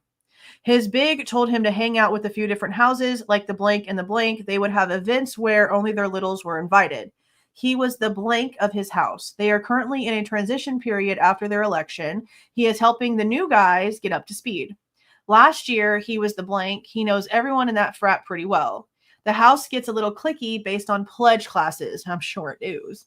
He had classes with Maddie Mogen since his freshman year, and he met Kaylee through Maddie. Why are they spelling her name wrong? Maddie has been dating Blank for a little while. Blank was his Blank in the fraternity. Blank was the one who told him he was going to little Xana. Blank, his little Blank, is taking over for him as the Blank. I hate all these redactions. He knows Blank pretty well. Blank will be done in a semester. He and Kaylee started talking about a month prior to the homicides. She would come back with him and stay at the fraternity. Okay, so this was one of the guys that Kaylee was sort of casually dating too. I guess that makes sense because she would have probably met him through Xana. They talked on Saturday at the Blank pregame party where Kaylee apologized to him and wanted to go to the game with him. Apologized to him for what? He had already had plans to go to a sorority formal the evening of the Blank with Blank. Interesting. I wonder if that's the same one that Ethan went to with Maisie. Kaylee texted him that night and he ignored it. Kaylee was pretty drunk on Saturday. She was probably texting others to hang out as well. The texts were through Snapchat. Snapchat deletes after 24 hours. They mainly use Snapchat. They will create large 40-person groups on Snapchat to communicate. His primary way to communicate is through Snapchat. He never really had standard text messaging conversations. Blank is still a Blank and lives by himself on Blank. He was out of the picture on Saturday because of being at the formal. He usually knows where the guys are going to be and where they are comfortable going. His frat is comfortable going to Xana's house for a party. He is not aware of everyone's relationships with the victims. If there was someone who is not allowed to Xana's house, he would know. Probably because she'd be like, don't let this dude in no matter what. And they all listened because they all loved her. Maddie and Blank were pretty enamored with each other. Must be Jake. It sounded like they were. He does not know who was hooking up with who within the group of people. Blank is dating Blank from Boise. Why are we blocking this name out? Is this Dylan Mortensen is dating Quinn Kelly? Blank and Blank from the frat house had gotten with Blank. So 2 people. I'm going to assume this might say Bethany Funk because the Bethany would be longer than the last name. He feels pretty terrible about what happened. Blank was the last Blank of the fraternity. Blank was visiting the weekend of the homicide and was staying at Blank. Blank is a cabin at the end of Blank. A cabin, you say? Something else we've heard before. On November 13th, between 11 and 12 o'clock, Blank got a hold of him and told him something had happened at Xana's house and to do a head count. A head count is a sprint through the house for people to count their pledge class and make sure they can get a hold of everyone. Blank was the only house member they could not get a hold of during the head count because he was with the people who found the bodies. That would be probably Hunter Johnson. Blank is a member of his pledge class. Blank is a good friend of Blank. Blank still lives in the frat house and just finished his role as Blank on the house board. Blank was present during the head count. Blank is known as a night owl. They don't usually see him until about noon, so this is two different people. Blank has popped up on the university radar a couple of times because of Blank. What does that mean? Does that mean bad? Like you've done some stupid shit and now you're like, they're watching you to do more stupid shit? That's what it sounds like. Blank got into a fight at the corner club one night. Blank just recently, approximately 3 or 4 weeks ago, got into a fight at Blank Formal. All of them were at the corner club and nobody saw the altercation. The university is still looking into the fight at Blank's formal event. So is it possible that this damn argument that we heard about with Ethan maybe happened at Maisie's dance? Because one of the newer things that we're seeing is that Ethan was trying to constantly get a hold of Maisie because she was upset about something. And her being upset about something was not something that we knew about until here recently. And no one's saying so far a damn thing about a fight or an argument at the frat party. So what if the argument was really at the formal? I guess that could be possible. He was gone on the weekend of the formal. It looks like Blank was in the wrong place at the wrong time and got caught up in the middle of the altercation. He recommended to the university that Blank write apology letters to the university and to the Blank sorority. I'm sorry?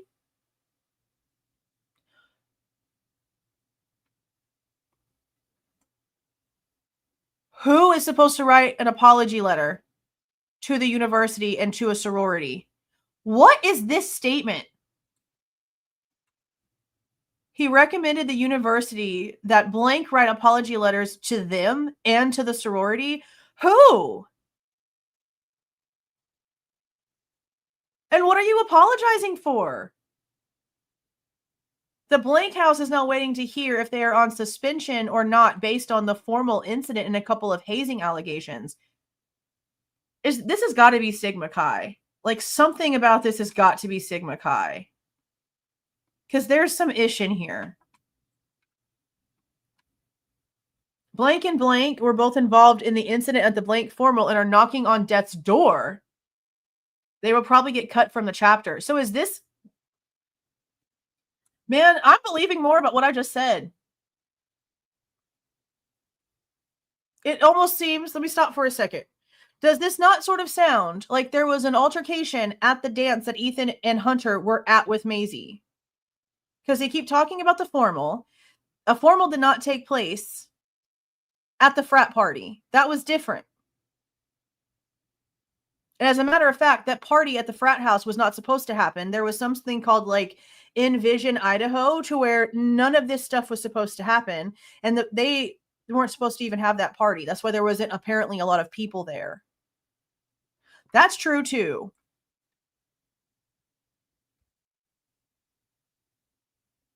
That's true too.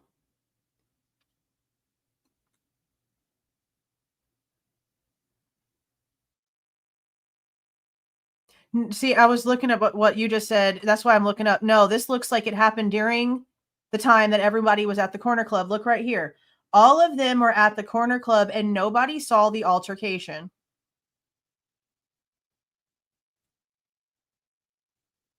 Oh, no, you're right. Look right above it. 3 or 4 weeks before that. Okay. It's recently, approximately 3 or 4 weeks ago. Okay, but what date is this?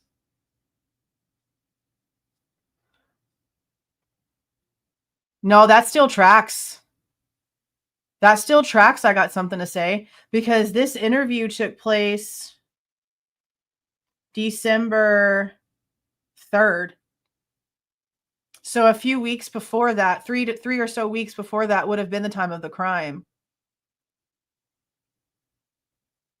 Something about this just makes it feel that way. Let's see what other details we can grab. Because everyone's like, why is nobody talking about the fight? Why is no one talking about whatever Jeff was supposed to go over to Moscow for? This is all very confusing. Blank was the one who instigated the altercation. Who? I hate all of this. Give us what? Make it make some sense. The frat house was a general door code to access the house. The door code needs to be changed more frequently. They also have a couple of doors on the first floor. They blank. Why are we not allowed to know what's going on with these doors on the first floor? Blank and blank have been in the house for 4 years and are on their way out of the house this spring. Blank and blank have also been told not to go out with them for a while. What? His other little sister blank hosted the party on Friday at the blank. Okay, what are we doing? Is this supposed to be the formal that the girls didn't go to? He gave verbal consent and signed a written consent form for law enforcement to download the contents of his cell phone.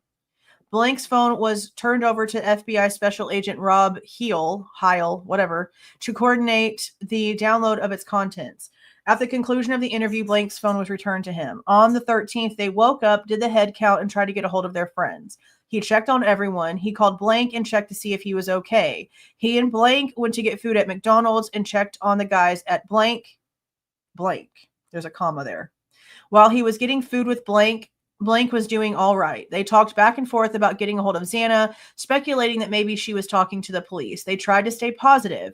At 3 or 4, they got an update from Blank that 4 people were gone. By Monday, almost everyone had gone home. He was talking to Blank that day and was into some Snapchats with others about what was going on. Blank and Blank are the 2 from the house he hangs out with the most. Blank stayed over with him on Saturday night. Blank was in his room with him all night. This person has a very short name. Blank is a blank.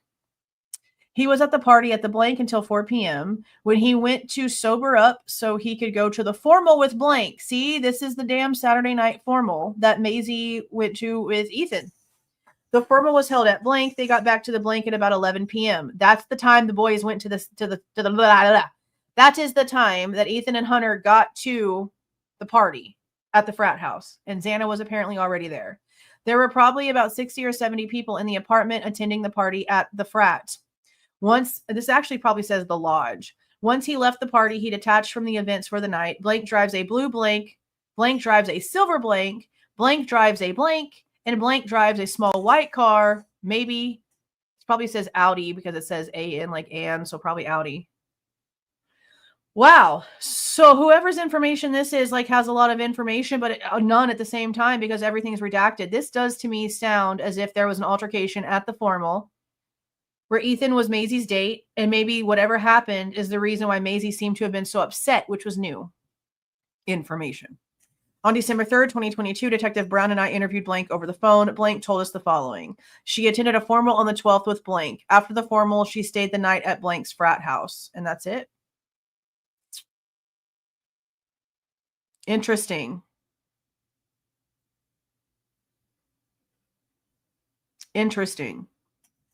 Okay. Number 45, we have another interview. This is Tyler Barrett. I think this is the first one we've seen from him in this drop. Tyler Barrett from District 4.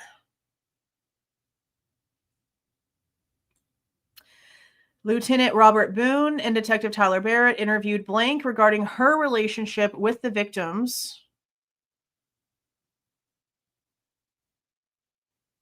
Blank had previously met with ISP Detective Pacina for an interview, so we should be able to scroll up and find that last name on one of these documents. Blank was close friends with Kaylee. She knew Maddie Mogen, but not as well as Kaylee. Blank explained that the only boyfriend issues pertaining to Mogen she knew about was during a spring break trip to Cabo in 2022. Mogen blank. The blank took place in Cabo and possibly after they returned. What is this supposed to say? This almost sounds like something stupid happened in Cabo that wasn't supposed to happen. She got into an argument with probably her boyfriend about what happened, and the argument was happening while they were in Cabo and continued after she got home. That's what this sounds like. Mogen blank, her relationship with her boyfriend after the blank with blank.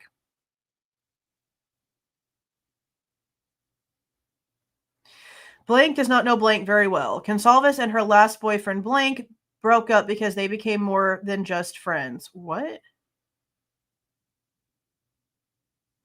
Goncalves and her last boyfriend Blank broke up because they became more than just friends.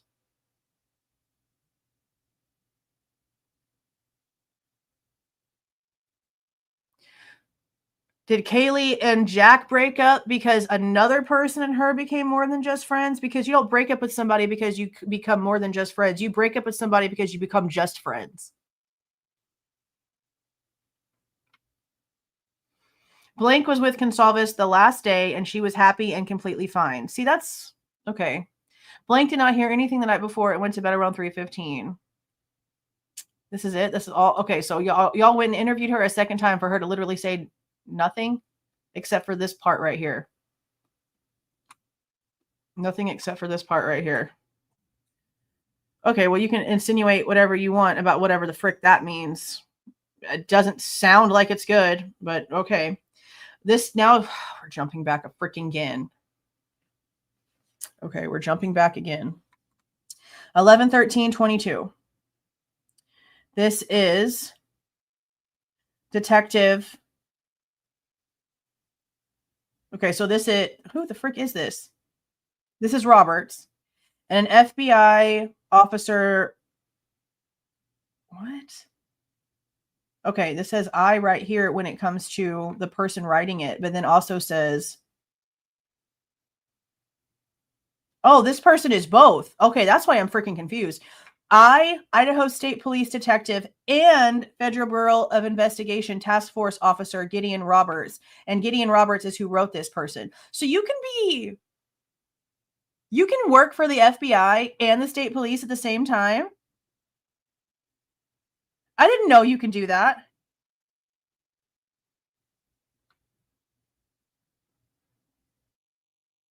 Wild. Okay.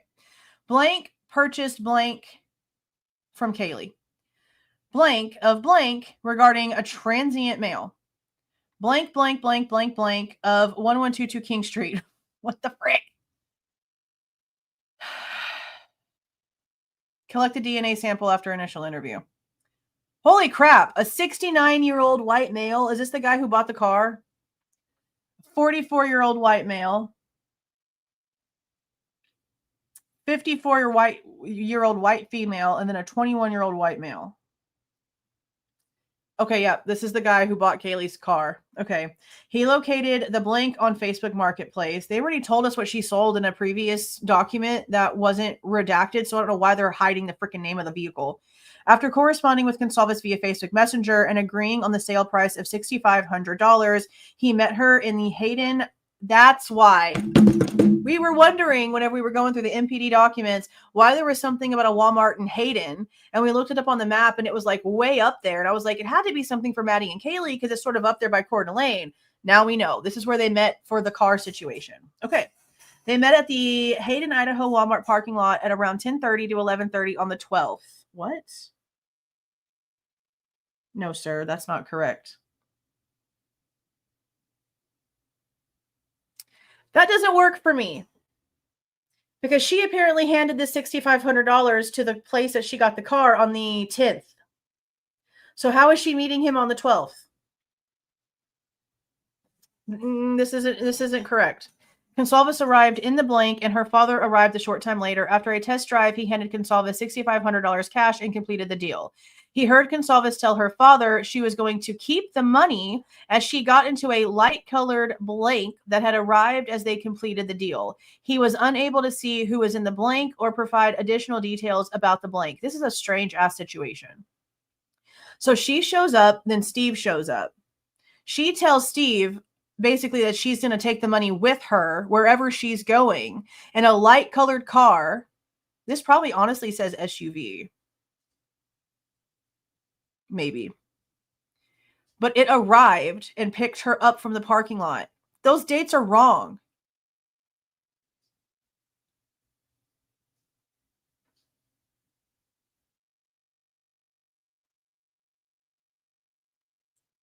Not really. No, not really.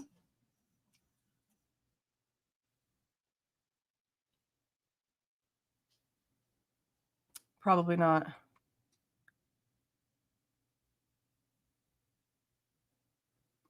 Well, I didn't say that, so I don't know what y'all are talking about. We haven't even seen anything yet. This is just probably where somebody's getting their information on. These dates are wrong.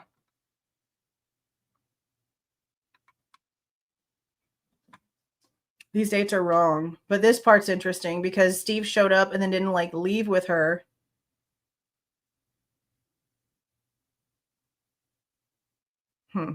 Okay. On November 23rd, 2022, I interviewed blank by phone regarding blank. Blank provided the following information. Blank was a transient subject who arrived at the facility on October 31st, 2022 and stayed until November 3rd, 2022. Why are we talking about two completely different things now? On the evening of November 3rd, 2022, Blank collected his personal items and left the facility in a minivan. Blank didn't know who the vehicle belonged to. On November 23rd, 2022, I interviewed Blank by phone. Blank is the blank for 1122 King Street, Moscow, Idaho. I'm sorry, what do you mean? The owner, maybe? Blank provided copies of the current and previous lease agreement, work order request, and an invoice for completed work. I forwarded the email and documents to FBI Tactical Specialist Maria Tyndall to be included in the case file. Blank also provided the following information. We're going to back up for a damn minute. This makes no sense what they're even like doing right here. Okay. So right here, it stops with the car. Okay. And then right here, they're talking about somebody who is a transient person showing up to the facility. You mean the jail? Booked into the jail on Halloween and stayed until November 3rd. That sounds like a hotel, but you don't call a hotel a facility. So what the frick is this? Then it jumps into what sounds like the landlord. Who wrote this? Okay. The lease listed Kaylee Goncalves, Maddie Mogen, and then all these names I have redacted along with Xana. And the leasees of the residence from June 1st, 2022 to May 31st, 2022. May is before June. So this is ass backwards and is literally only like a day. May 31st, 2022 to June 1st, 2022 is literally a day. So this has to be incorrect. The previous lease listed blank, Maddie, blank, blank, blank, and blank as occupants from June 9th, 2021 to May 31st, 2022. Yeah, this was supposed to say 6/1/21. The digital numerical keyless entry located on the front door had blank codes. 1 for programming, 2 for maintenance, 3 code A, primary code given to occupants, and 4 code B, used if an occupant was locked out by accident. Occupants could provide the door code to whoever they chose. So instead of just giving the freaking occupant a code that's used by occupants, you would give them a secondary code to use in case they got locked out by accident? Why wouldn't you just use the occupant code? That shit don't make no sense. The keyless entry was maintained by blank of Moscow, Idaho. It was last serviced on October 19th, 2022. That's not long. I mean, 2020. Okay, that's like almost 2 years. Okay. The keyless entry was not Wi-Fi or Bluetooth enabled and did not keep a log of entries. So nothing about the door lock had anything to do with the internet. On December 4th, 2022, at about 3:05 p.m., I contacted Blank by phone and requested a DNA sample. Blank had been interviewed the previous day by ISP detectives. However, they had not collected a DNA sample. Blank agreed to meet me at Blank, located at Blank, Moscow, Idaho, to provide a DNA sample at about 2:42 p.m. Detective Matt Henley and I met with Blank, signed an ISP consent form before providing the sample. I provided Blank a new swab, which he used to swab the inside of his cheek. At about 3 p.m., I processed the DNA sample at the Moscow Police Department into evidence and transferred it to MPD evidence technician Tim Smaldridge. The owner, I guess? Or is this the guy who like serviced the lock? Yeah, the way they have this written is like totally crack the hell out. These should have definitely been separate. Because the way that they put this is wild. Wild. Okay. She probably kept it with her. Because the date that's wrong. That date is incorrect. Because she went on the 10th to get the Range Rover. Like the Thursday, November the 10th, she got the car. Friday the 11th, she was driving to Moscow.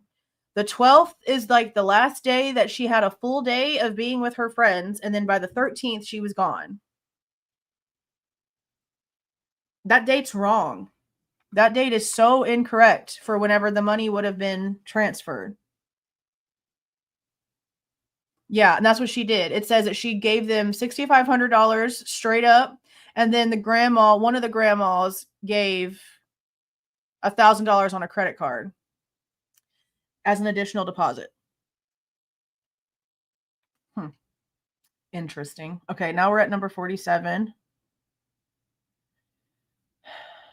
Detective Brown.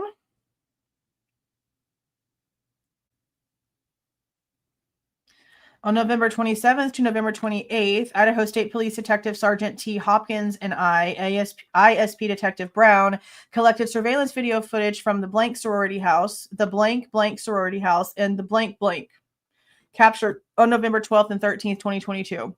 We delivered the downloaded footage on memory storage devices to ISP Detective Jay Schwecke at the Moscow Police Department.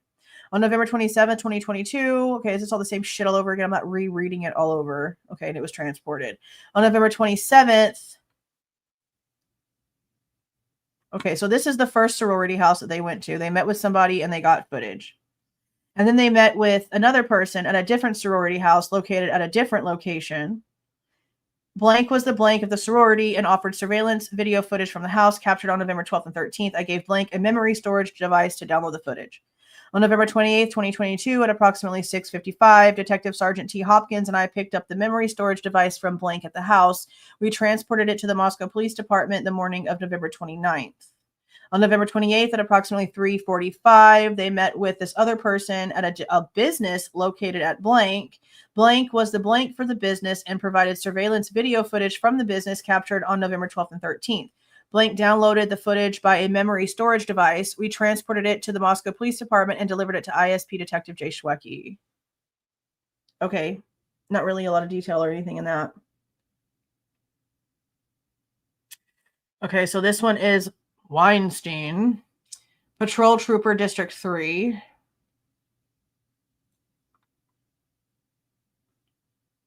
Okay, so this person took custody of Blank's fingerprints and mouth swabs from Ryan O'Neill of the FBI. This is a 21-year-old white male. Fingerprint cards and cheek swab. On December 8th, 2022, at approximately 2 p.m., Idaho State Police Trooper Andrew Weinstein took custody of Blank's fingerprints and swab from Ryan O'Neill at the FBI. O'Neill transported Blank's fingerprints and swabs to the Idaho State Police District 3 office located at da-da-da-da. Okay, well. Okay. Not really a lot of info there. Number 49, Andy Hodel, maybe Hodel, one of the two. ABC Investigator, District 1.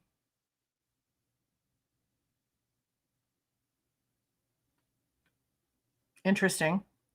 On November 17th, Detective Andy Hodel of the Idaho State Police conducted numerous interviews by phone in relation to tips received for the investigation.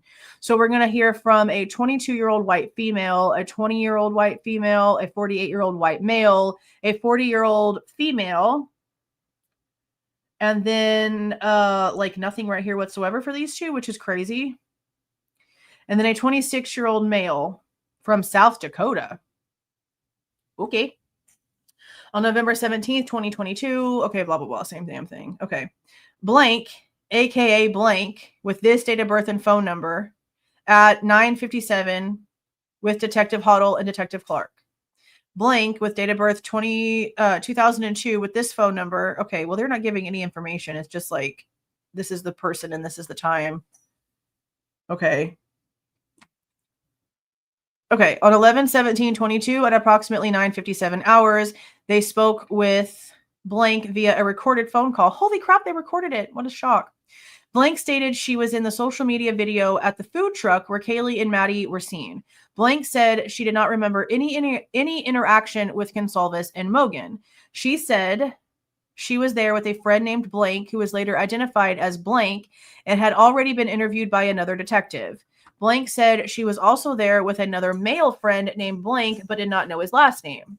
Blank said she was just calling because she saw herself in the video on the news and did not want police to have to track her down. No further information. Okay. On November 17th, 2022, they spoke with another person.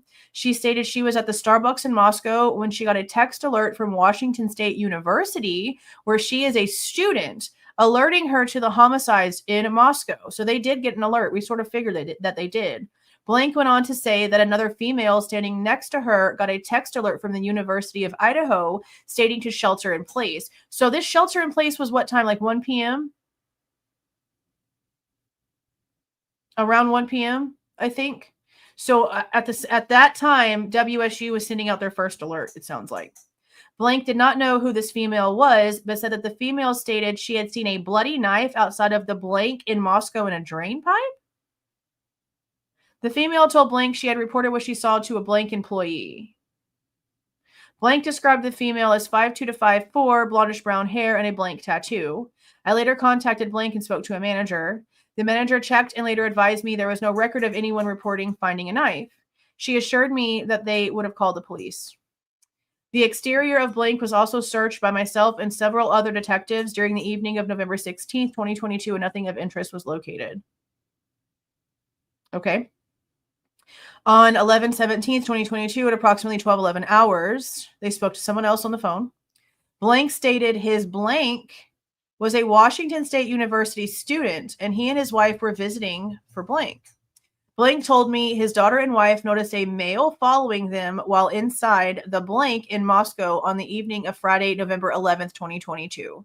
Blank said his wife initially thought it was a loss prevention employee, but after hearing about the homicides in Moscow, he felt he needed to call and advise about this male. Idaho State Police Sergeant Sprout and Klitsch collected surveillance video from Blank, and it has been submitted to evidence. No further information. On November 17th, 2022, at approximately 13:15, they spoke to another person. They said approximately 3 years ago, she had an employee at her blank business in South Dakota named Blank. Blank said they had a dispute over money, and she saw through a security camera as Blank became angry and began breaking things in the kitchen while holding a knife. Blank said she was afraid of Blank and that he had mental issues. Blank now lives in Moscow and has not had any contact with Blank in 3 or 4 years. Do they really live in Moscow, or are you just a little crazy? Serious question. I have issues with people that just say things to say things. So who knows? So now we're jumping back again. I'm pretty positive. Yeah.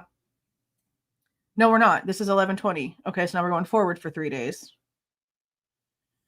Okay, this is for tip number 391. And apparently there's multiple, again, one more time. So we got a 41-year-old white male, a 53-year-old white female. We have Tigard, Oregon, Tacoma, Washington, and University Plaza in Washington for this one person. Holy shabosies. Okay. Then we have something about acquaintance, and then a daughter, something about Washington. Okay, 21-year-old white female. Again, multiple addresses. 59-year-old white female. Bainbridge Island, Washington? Somebody's kid. Daughter at least. 21-year-old white female, non-resident. But then says Bainbridge again, and then Pullman. So this must be a WSU student, maybe. On November 20th, 2022, Detective Annie Holdle with the Idaho State Police received phone tip number 391 and conducted follow-up. The tip stated that Blank, date of birth 1969, had called in and reported that an intruder had entered her Blank house in Pullman, Washington in October of 2021 with a knife. Okay, so you're telling me that even before Bryan Kohberger was arrested, y'all knew all about this situation in Pullman, knew damn well that the person that you eventually ended up putting in cuffs had shit to do with this, but then after his arrest, you still put his damn name on it? Because that's what this sounds like. All of this information is in the Pullman records that we have. There's body cam from the day of, a couple days after, everything with her, the Hispanic dude that ended up being the person of interest, his Facebook page with his chicks information, all of that is in the Pullman records for this situation. So again, You're telling me that y'all looked into this, you had this tip, you didn't find anything that even mattered, and then after the suspect is arrested, then all of a sudden y'all want to make this all of a sudden relevant. No. I don't understand how stupid this is. Okay. The tip referenced Pullman police case number blank. Attached to tip 391 was email tip 73. This tip was from blank, blank, blank, blank, blank, blank, and referenced the same case number. At 1550 hours, I, along with ISP Detective Hugh Powell, conducted an interview with blank over the phone. I originally called blank at blank, which was the phone number from the tip. She called me back from basically a different number. Blank said that her blank, who was later identified as blank, lived in Pullman, Washington, just off of the Washington State University campus in a house with 2 units in it. The address of this residence was blank, Pullman, Washington. One night, blank left to pick up a friend at around 2:30 in the morning. When they got home, they noticed their back door was open and their roommates had locked themselves in a bedroom. One roommate woke up to a male wearing a mask, holding a knife, standing over her. She kicked him and he fell backwards and ran out of the house. Yeah, because he's like a 5'2" little biatch. Blank said the police responded, then eventually questioned the male who lived in the second unit of the house, but he was never charged to this day. To this day. And we all know it was him. Okay. Blank would not tell me the name of the victim, but told me the victim's mother's name is blank and gave me her phone number. And in the Pullman records, the mother is even mentioned because they sent I mentioned this yesterday when it came to like the documents and stuff coming out, that they sent her a letter telling her, hey, people are asking for this case file and your information is in here because you're listed as the victim. You have X amount of time to petition the court to not include certain things. And they're saying that they originally sent it to a certain address, but then her mother told them she never got it. That's why they ended up emailing it to her. So yeah, this is definitely the exact same. This is the exact same girl. Blank then gave Blank the phone. Blank said all of the girls that lived with her were members of a sorority, and she was a junior during last school year. Blank said that the neighbor who was questioned did not cause any problems prior to or after this incident. Well, of course not. That's not how it normally works. Blank said she is living in the same house this year and has not seen the neighbor since March of 2022, and his lease was not renewed. Blank said she did not associate with any of the sororities at the University of Idaho and did not know any of the individuals who were killed. Blank said she had parked her car outside the back door and left it unlocked when she left to pick up her friend who was nearby. She said the door was normally locked other than when one of the residents was making a quick trip away from the house. Well, it takes 2 seconds to lock and unlock a door, so can we stop? At approximately 16:11 hours, Detective Powell and I contacted Blank with date of birth year 1963 by phone at blank. Blank told me her daughter's name is blank with the year of birth of 2001 and gave me her phone number. Blank told me she had called Moscow police on November 16th, 2022, and the Pullman Police Department on November 17th, 2022. She was told they could not initially find the report, then later told her it had been sent to Moscow police. Blank told me Officer Banks was the investigating officer who communicated with her and Blank during the investigation. I received a copy of the Pullman police report, and the suspect was identified as blank with the birth year of 1981. At approximately 16:57 hours, ISP Detective Cody Herman and I contacted Blank at blank. Blank said the night of October 9th, 2021, she had gone to bed early because she had to work early. At approximately 3 o'clock in the morning on October 10th, 2021, she heard her bedroom door open. She said she rolled over and saw a male walking into her room wearing a ski mask and holding a knife. Blank said she turned on her bed and kicked the male hard enough to knock him back into the wall. She said the male stared at her for a few seconds before running up the stairs and out of the house. Yeah, because he was probably like, oh, well, I'm too weak to do this. That sucks. And then he ran away. Blank said she was completely sober and aware of what happened. Blank said one of her roommates was home but was watching TV loudly and did not hear anything. Blank had unenrolled from Washington State University and was just working, and she was no longer a member of any sororities. Blank described the male as a smaller and very short. She estimated 5'4" to 5'6". Due to the mask, she could not see his face at all. The male did not say anything to her because she would probably recognize his voice if he was the neighbor. Blank described the second unit of the house as a small studio apartment that occupied half the basement and has a separate exterior staircase and entrance. Blank was the male who lived in that apartment and matched the description, but police did not talk to him until a few days later. Pullman police eventually interviewed Blank, but he was never charged. Blank said where Blank smoked was right outside her bedroom window. Are you gonna? Okay. If we find out that the guy that they surveilled and took a cigarette butt from is this little short shoot, I'm going to be so mad. Because y'all wasted so much time. Where he smoked was right outside her bedroom window, and she felt he might have been able to look into her bedroom. Blank said she and her roommates never had any issues with Blank other than he was sort of awkward sometimes, but nothing really concerned them until this incident. Blank said she never went to the parties in Moscow and did not know any of the victims in this case. All of these interviews were digitally recorded. The recordings were saved to a thumb drive. At approximately 2300 hours, I spoke to Pullman Police Officer Banks about this incident. Officer Banks said that Blank was the only suspect because he matched the description and had a prior incident in 2017 where a female woke up to him watching her sleep.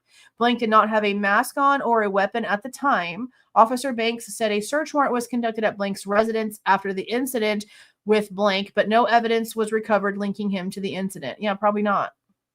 I wonder if the knife they found at the coffee house apartments was actually that guy's knife that he tried to like get rid of way back then, but who honestly knows? Can't believe they're bringing all this stuff back up again. This is insane.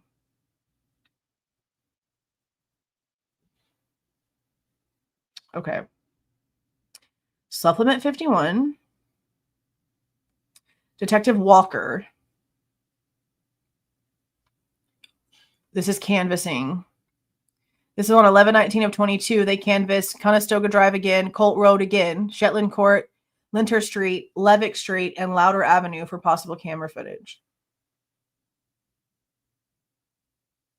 I guess these are like the people that they spoke to that lived in the houses. On 11/19, 2022, they said all this stuff all over again. Okay. Other investigators had assigned areas in the neighborhood near the crime scene. ISP detectives Jacob Schwecke and Hugh Powell had previously briefly canvassed Conestoga Drive and talked to several occupants with visible doorbell surveillance cameras. We were provided the addresses of the homes on Conestoga Drive they had contacted. Remember we went through that list yesterday? And out of like all of the houses they listed, there was only one that actually like had somebody home and had footage. That sucks. The residents, one more time, a male who identified himself as Blank answered the door at Blank. He checked the footage of his Ring camera and nothing was captured during the morning of 11/13/22. The residents of Blank were not home when they attempted to contact about their doorbell camera. I contacted the residents of Blank who identified themselves as Blank and Blank. I reviewed the footage their Ring doorbell camera captured on the morning of 11/13/22. There were no recorded videos during the early morning hours of 11/13/22. The other residences on Conestoga Drive had visible cameras other than where other detectives had previously checked. We attempted contact at Blank as there were two visible cameras. Nobody answered the door. The occupants of that house later located ISP detectives Andy Hodel and Matthew Henley. They had no useful video footage. We contacted the upstairs left apartment at Blank with a visible camera over the door. They did not have relevant footage of Levick Street near the relevant time frame. We attempted contact at the upstairs apartment of Blank with a Ring doorbell camera. The camera appeared inoperable as it did not light up or sound a ringtone when I rang it. Nobody came to the door. A camera was located on the northeast corner of an apartment building at Blank. This faced Linter Street. Moscow PD in-house records indicated Blank managed the building. When I later contacted the assigned number, I was informed the building was managed by Blank and Blank. The phone number that was provided was Blank. I left a voicemail and Blank called me back on 11/22/22 at 16:34 hours. She informed me the camera was fake and only placed as a deterrent. Okay. Number 52. Oh, buddy. So this is 11/16. This is Walker, Detective Walker. All these redacted names. All of these redacted names. Refer to the narrative of the report for the summary of what the following individuals provided. Several different people. 21-year-old white female. Another 21-year-old white female. And then some of these don't have anything. 23-year-old male. 22-year-old male. 19-year-old male. No. 19-year-old white person. Sex unknown. Okay. Whoever this is, though, is an acquaintance to Ethan. An 18-year-old. I like how they're like even blocking out who the acquaintance is. Like who would you know that makes you important here? Why are we blocking out those names? Okay. I contacted blank, unknown complete name or date of birth on 11/16/2022 at 18:45 hours at blank. She's reporting something with her own husband. Blank wished to report a suspicious interaction her husband. Oh, okay. Something her husband like had with another person. Okay. She wanted to report a suspicious interaction her husband had with a male earlier that day. Blank informed me the Moscow police had taken the call, contacted the male, and released him after their interaction. Released him. I contacted blank on 11/16/22 at 19:46 hours at blank. Blank was in the blank as Goncalves and Mogen, but said they had dropped last semester. She mentioned a male named blank with the date of birth year to be 2001 that was fairly violent and got into a lot of fights. Probably Showalter. Mogen and Goncalves associated sometimes with blank as recently as October of 2022, but blank believed blank had gotten kicked out of the U of I. Oh, that's not him then. That would be probably the only person so far. I mean, I know there's probably more than one person that's gotten kicked out, but the only person so far we've heard that got kicked out of the university was Xana's ex. She knew that Mogen's ex-boyfriend was named blank and her current boyfriend was blank. Why are we doing all these things? I mean, I guess I get it, but we know at least one of these names. Mogen stayed in touch and talked to blank, and blank did not like that. Oh, so she kept in contact with an ex-boyfriend, and her current boyfriend didn't like that. Well, he had every right not to like that because that kind of shit's not cute. I don't do that. That's dumb. Blank believed Mogen still possibly had feelings for blank. I contacted blank, date of birth 2001, on 11/18/2022 at 10:30 at blank blank's roommate. Blank had a best friend named blank. Blank had relevant video from the area at the time of the incident. With the previous information, I contacted blank, date of birth 2001, on 11/18/2022 at 10:53 and 11:07 hours at blank 2. Is there like a business that has more than one, or are you talking about like something else? Because that's weird. Blank informed me that her friend, blank, lived near 1122 King Road in Moscow and had surveillance video of someone leaving the area around the time of the incident. In the follow-up call, blank told me there was a homeless man with a beard and a limp that lived near the area of blank where Goncalves and Mogen were spotted. She said the male in blank surveillance video appeared to have a beard and a limp as well. Blank also told me she had heard through a friend that Kernodle commented on someone's TikTok video around 4 a.m. the night of the incident. I asked Blank to find out where that information had come from and to relay that to me. She said she would try to find the source of the information. With the previous information, I contacted Blank on 11/18/22 at 11:01 hours at blank. Blank informed me she had surveillance video of a male leaving the area. After talking to her, I confirmed that the video was taken from a light socket-powered camera and that Moscow police had already secured the camera. So y'all can see someone leaving the area. Who the frick is it? I contacted Blank with the birth year of 1982 on 11/18/22 at 15:52, 16:50, and 17:11 hours at blank. Completion of this follow-up took several phone calls, and this will summarize our interaction. I had previously received information from another source that Goncalves previously had a stalker or someone interested in her without reciprocation. Blank operates blank in Moscow, where Goncalves was employed from 6/30/22 to 7/16/22. Is this that Mexican restaurant? Is this the Mexican restaurant where she was a waitress at or where she worked? Blank did not recall a time where Goncalves was made uncomfortable by any employee or patron. He contacted current employees and the assistant manager. He did not discover an instance where that happened. Blank said that a male named Blank, born in 1998, had asked for a highlighter on 8/22 of 22. When he was provided one by restaurant staff, he said he wanted to destroy his face and began drawing on himself. That's insane. He was trespassed by police on 8/26/22. On the night of November 12th, Blank left the restaurant late around 1:35 in the morning. He took a taxi home where his other half was and stated his home video system shows him shows him at him there until late morning on November 13th. Blank was blank. Blank provided the phone number for blank and said he had been good friends with Goncalves, Mogen, and Kernodle. Crazy. I contacted blank, date of year of birth 1998 on 11/18/22 at 16:18 hours at blank. Blank met Goncalves in 8th grade, Mogen in 8th grade, and Kernodle his junior year of college. He was friends with all of them, but was closest to Xana. In fact, blank met his girlfriend blank through Kernodle. Blank graduated the University of Idaho spring blank and has never been to 1122 King Road. He heard that a male had been following female employees in the back parking lot at blank. That was debunked in the conversation with blank. Blank had a friend named blank who was in Moscow that weekend of the crime. Blank told blank he was going to walk Goncalves and Mogen home, but did not because they went to a frat party, which he could not attend as he was not a student.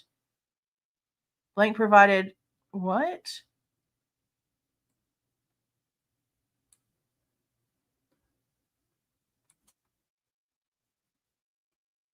Read that again. Blank had a friend named blank who was in Moscow the weekend of the crime. Blank told blank he was going to walk Goncalves and Mogen home, but didn't because they went to a frat party. And he could not attend because he was not a student. Is this Eric?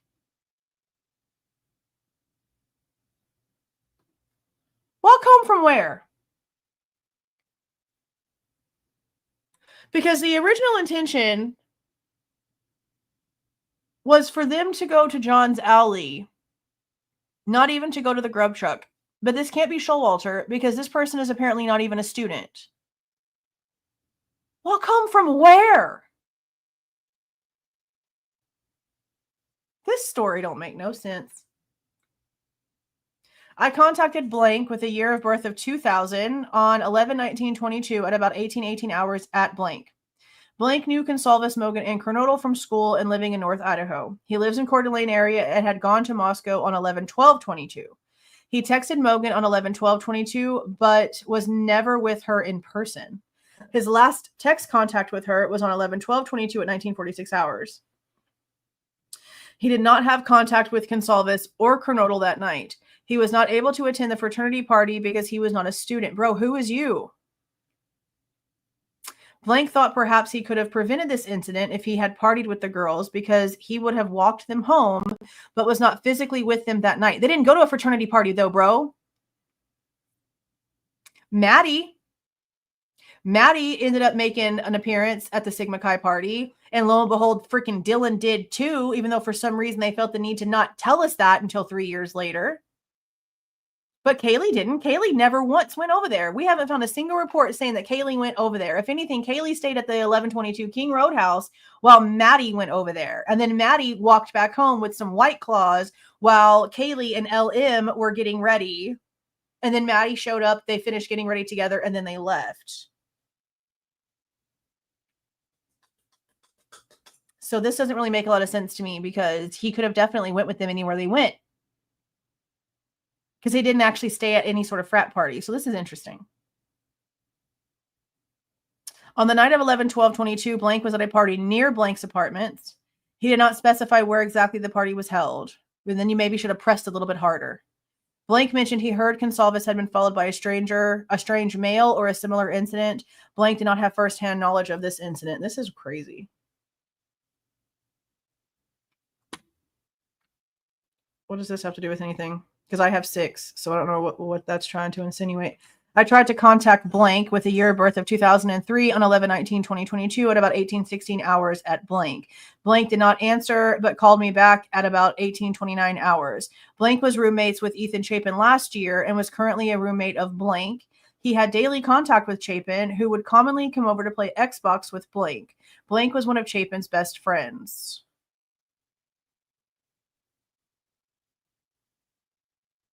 Okay.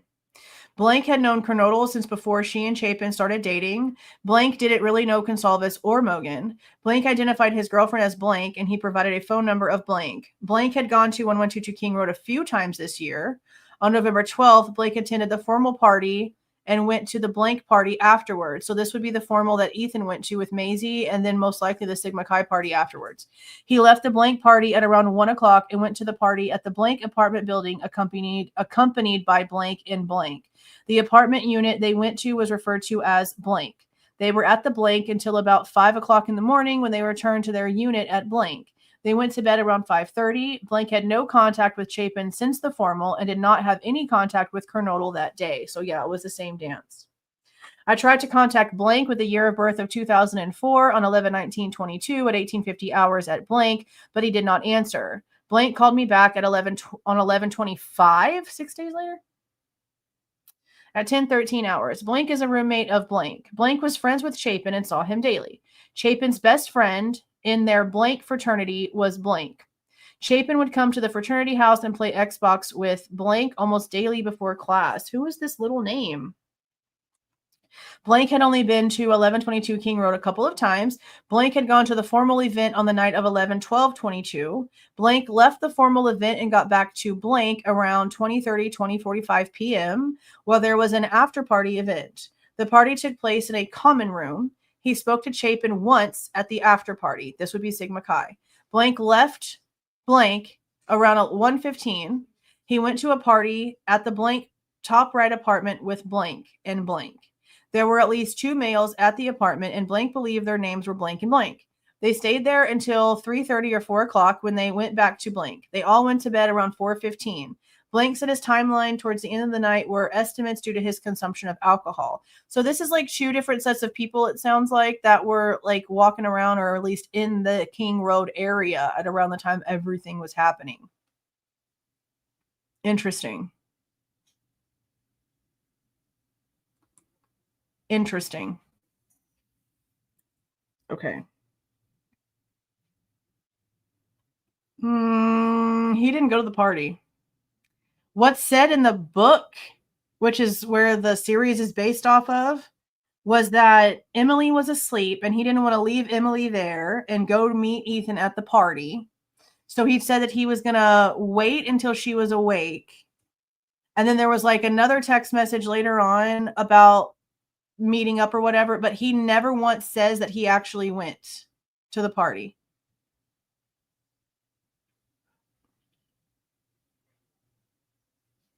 So there's that.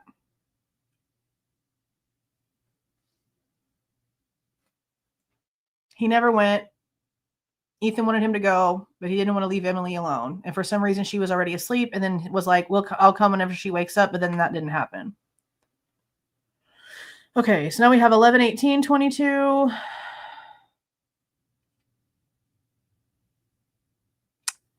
Brady Walker interviewed somebody by phone.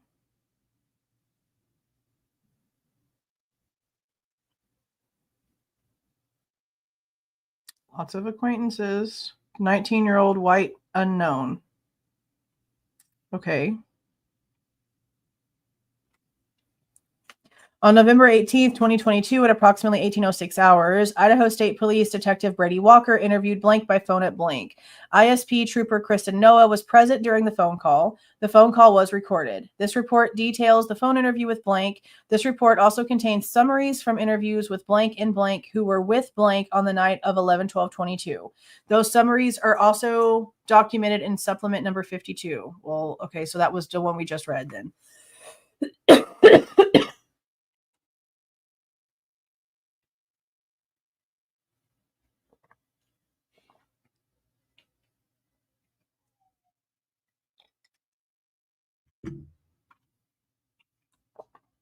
It was reported to me that blank had text conversations with Ethan Chapin the night of the incident, but blank denied that.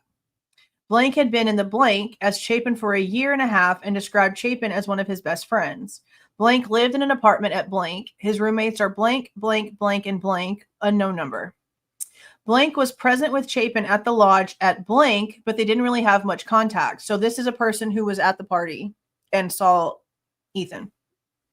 Blank specifically said he was off doing his own thing and hanging out with his girlfriend. When I asked who his girlfriend was, blank paused and said, I don't really feel comfortable answering these questions. I don't know. I'm sorry?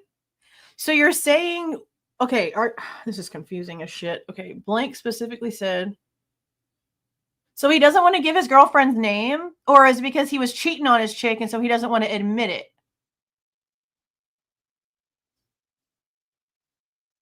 Okay, this whole paragraph right here is absolutely wild. I don't really feel comfortable answering these questions. I don't know. I asked Blank if there was any reason why. He replied, I just don't know. Out of respect for Ethan, I don't know. Like, okay, Blank is my girlfriend. I'll just answer the questions. Out of respect for Ethan, you don't want to tell the cop who the frick your girlfriend is? What? What? I don't feel comfortable answering these questions. I don't know. You don't know who your girlfriend is? Is it? Why would it be disrespectful for him to be like, I'm dating Maisie? That's absolutely stupid. That's ignorant as shit. To be like, out of respect for him, I can't say that I'm dating his sister? Ignorant. People are stupid. If that's really what this guy's problem is, then come on now. Whatever. I hate everything. Okay, I'll just answer the questions. After that, Blank seemed more forthcoming with information. Blank and Blank were at Blank most of the night. Blank went to bed early, and then he went to the Blank apartments. He went there with Blank and Blank, who were a couple of his fraternity brothers, around 1:30 in the morning of 11/13/22. They went to the upper right apartment. Blank believed it was number blank, and it was commonly called blank by everyone. There was a male resident there named Blank, unknown last name, along with Blank and a couple of unidentified females. They stayed there for a couple of hours before leaving around 3:30, returning to Blank. When they left the Blank, they went down the stairs, across the parking lot, crossed Taylor Avenue, and went across the field to Blank. Blank made some food and went to bed around 5 o'clock. Blank said he did not text or have any other electronic communication with Chapin that night. He did not know when Chapin left the Blank party. Blank knew Chapin and Kernodle had been dating since before the previous school year ended. He estimated it was about 7 months. Chapin stayed with Kernodle about 6 days a week. Blank said he knew Kernodle fairly well, but did not know Goncalves or Mogen as well. Blank would see Goncalves and Mogen here and there, but they would not sit down and have a conversation or spend time together. That previous statement was just like stupid and still in my head. Blank went to 1122 King Road once every week for 2 weeks. Once every week or 2 weeks. Okay, I was about to say that seems very, very scheduled, but okay, I read it wrong. Once every week or 2 weeks. He said a party was hosted there about weekly. A typical party would be attended by 50 or 60 people. I could never imagine a situation where I would want that many people in my house. He described the dynamic of the house as fine and stated they all seemed to get along really well. Blank knew Blank for about a year and a half and knew her fairly well. Who was you? Blank did not have a boyfriend and had lived at 1122 King Road since the start of the semester. Blank had just met Blank at the beginning of the semester and knew her from going to 1122 King Road to hang out. Blank did not have a boyfriend that Blank was aware of. Is this Dylan?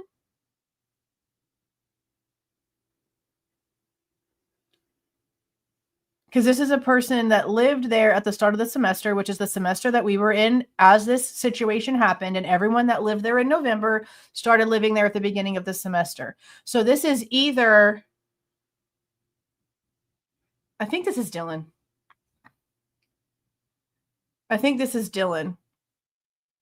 Which this would be a freaking lie because she was with Quinn Kelly. Dylan. I think this is Dylan. Because whenever it's Bethany, it's opposite. The front is longer and the back is shorter. I think this is Dylan. So she could have just lied and been like, I'm not dating anyone. Because not everyone's honest. We already know she's not. Blank cannot think of any person who would do something like this. I am also including the interview summaries of Blank and Blank who were with Blank the night of the incident. With this report is due to their proximity of 1122 King Road. I tried to contact blank with the year of birth of 2003 on 11/19/22 at about 18:16 hours at blank. Blank did not answer, but called me back at about 18:29 hours, so just a few minutes later. Blank was roommates with Ethan Chapin last year and was currently a roommate of blank. He had daily contact with Chapin, who would commonly come over to play Xbox with blank. Blank was one of Chapin's best friends. See, again, this is like a really short name. Blank had known Kernodle since before she and Chapin started dating. Blank didn't really know Goncalves or Mogen. Blank identified his girlfriend as blank, and he provided a phone number of blank. Blank had gone to 1122 King Road a few times this year. On November 12th, Blank attended the formal party and went to the Sigma Chi party afterwards. There's a lot of people that did that. He left the blank party at around 1 o'clock and went to the party at the blank apartment building accompanied by blank. So are we sitting here believing there was an actual like party situation at the apartments next door to King Road? Which meant that there was like a bunch of people like coming in and out the area at the 4 o'clock hour, like walking around, because they keep all talking about an apartment party after Sigma Chi. So this definitely sounds like a third situation. My son left his door open. I can hear his bellowing voice. I'm not getting up. Okay. He left the blank party at around 1 o'clock and went to the party at the apartment building accompanied by blank and blank. The apartment unit they went to was referred to as blank. They were at the blank until about 5 o'clock when they returned to their unit at blank. They went to bed around 5:30. Blank had no contact with Chapin since the formal and did not have any contact with Kernodle that day. It's the exact same. It's the exact same. I tried to contact blank with the year of birth 2004 at 18:50 hours at blank, but he did not answer. Blank called me back at 11:25:22 at 10:13 hours. Blank is a roommate of blank. Blank was friends with Chapin and saw him daily. Chapin's best friend in their blank fraternity was blank. Chapin would come to the fraternity house and play Xbox with blank almost daily. Who is this little bitty name? Who is this little bitty name? Anybody know who this little bitty name is? Because this is like 2 letters. This has got to be like 2 letters.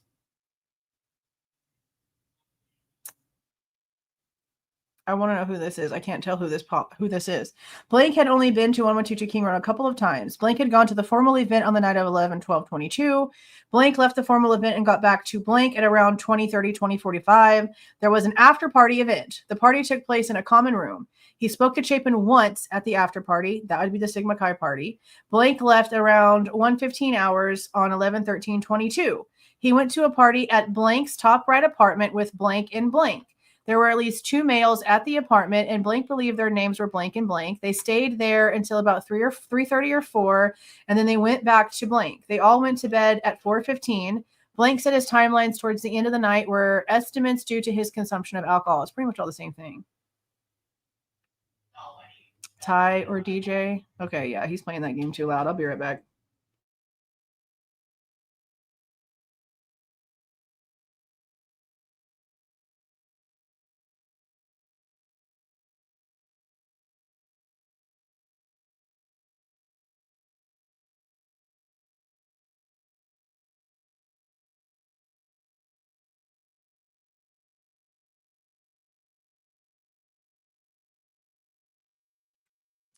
DJ Myers.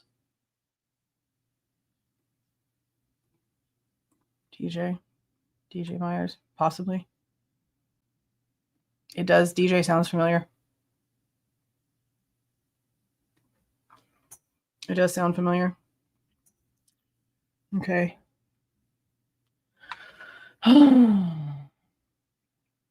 Okay. Itty bitty name. Yeah. Okay, so let's stop for a second. I'm going to read 2 more. I'm going to read through 55, and then I'm going to stop so I have time before I'm too tired to go put that mower back together. The young black man that spoke out at the outdoor memorial. You mean the one that said something about Ethan was happy to be moving back in like a month? I wonder, that might be him, actually. That might be him.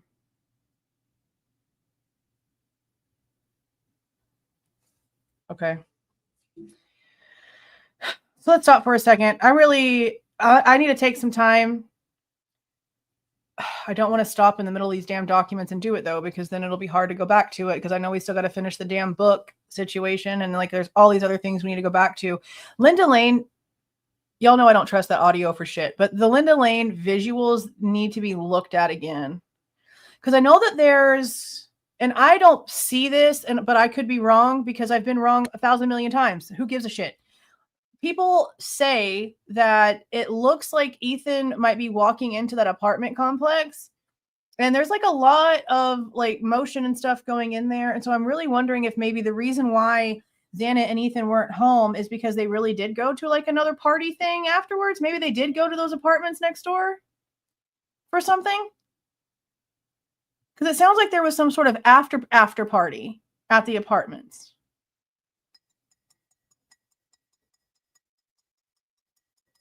I'm gonna have to go back and look some more. Especially since I already want to go in and get all the footage pertaining to that damn black truck. That black truck and her original description of it is so freaking sketchy. And I don't like how the camera footage that the Idaho Statesman released stops right whenever that truck would have been right there, leaving the area. And the timing adds up perfectly for the truck, the person running out, getting into the truck leaving, and the timing that Dylan is claiming that she's seeing just some brake lights of a black truck outside of the King Roadhouse. Like, it perfectly lines up. So I don't know if MPD only released to Idaho Statesman that exact time frame, because they manipulated and edited that thing so bad you can't tell what's what. But if the police sent it in with it at that cutoff time, then they did that for a reason. And it's because they don't want us to see that damn black truck. Yes, that's why whenever I had the conversation with Kara, she asked that question. She was like, don't you find it really odd that Dylan didn't try to contact her boyfriend, that Bethany didn't try to contact her boyfriend, that in all those 8 hours and everyone that was freaking out about everything, nobody contacted their dudes? Is it because one of them was already there? That's Xana's mother asking that question. I've got the text messages, okay? She had that question. So I went back and I was looking, because she would come at me with a lot of stuff that was really crazy, because she knew that I was going to be honest with her about if it was worth looking at or not. And 9 times out of 10, I said, girl, block that person. They're trying to drive you crazy. But for this one, I was like, I'm glad you said something, ma'am. Because I was asking that same thing. I know that whenever I have been in a relationship where I felt like that person could protect me a little bit, which has been few and far between, but they have existed. Your partner is usually one of the first people that you want to call, especially whenever you're distressed. So whenever we don't hear or see anything at all about Quinn Kelly, and then there's a whole lie about how he's never been to Moscow, which we know is a damn lie. There's proof that it's a lie. I think back to the direction the person was running from, the truck, how it sounded, how it looked.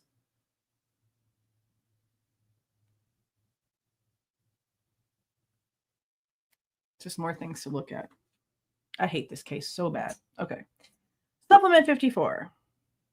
We might actually take some time this weekend and that's a good damn point. Right there. Did you? I've stopped talking to her for reasons. Dude, what now? Never heard that before. Yeah, I've questioned that too, because everything about Eric is so suspect. That dude sucks. Dylan's dad also had a big truck. There ain't no way this guy was Dylan's dad, though. Because whoever was doing the running was like a skinny guy.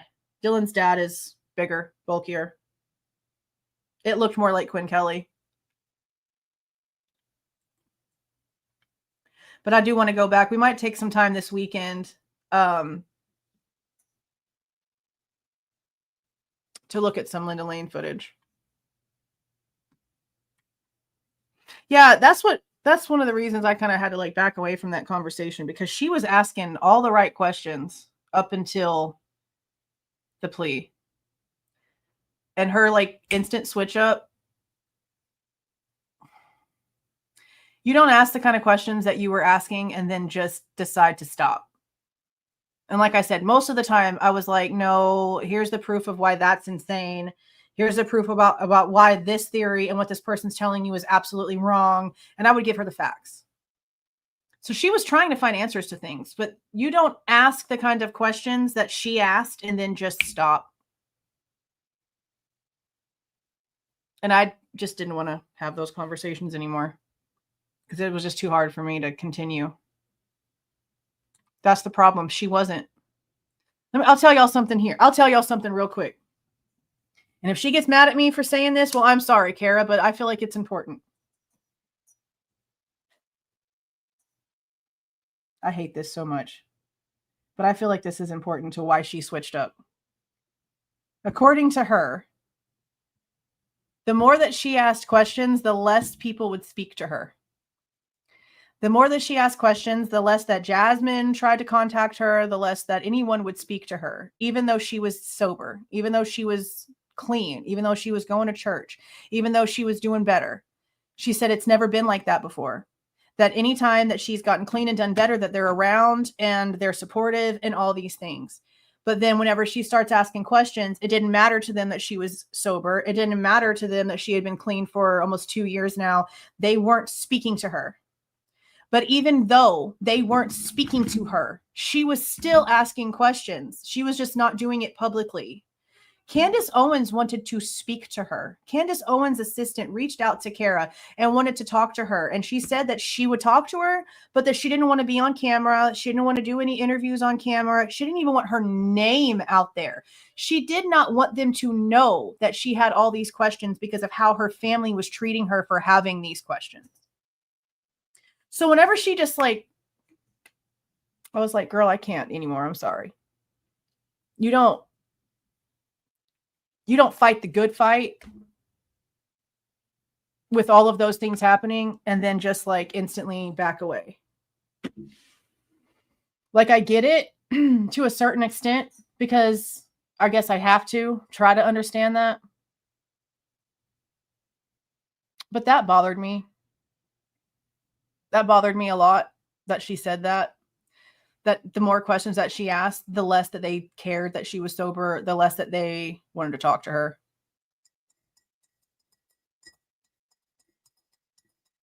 It's just sad.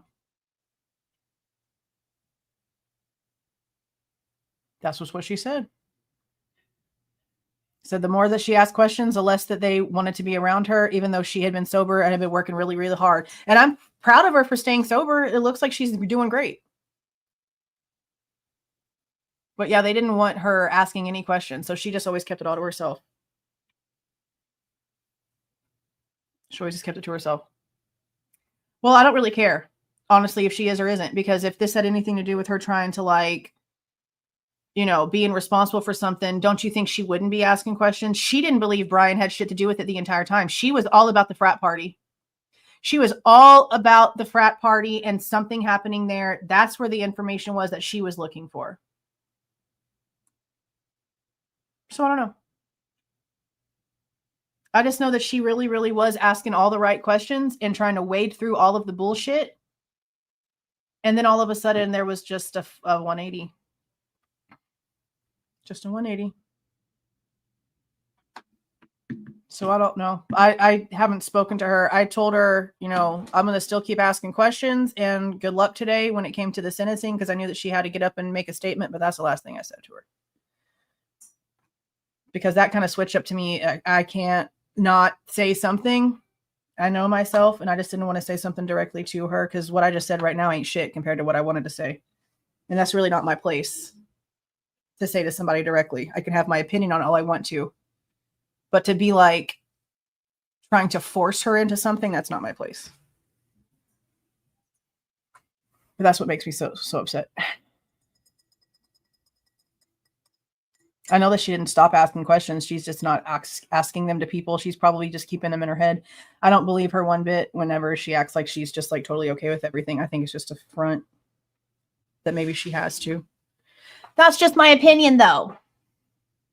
But she was asking all these things. That's where the whole this came from. She, like, I maybe thought about it a little bit, but she's the one who really was like, why didn't they call their dudes?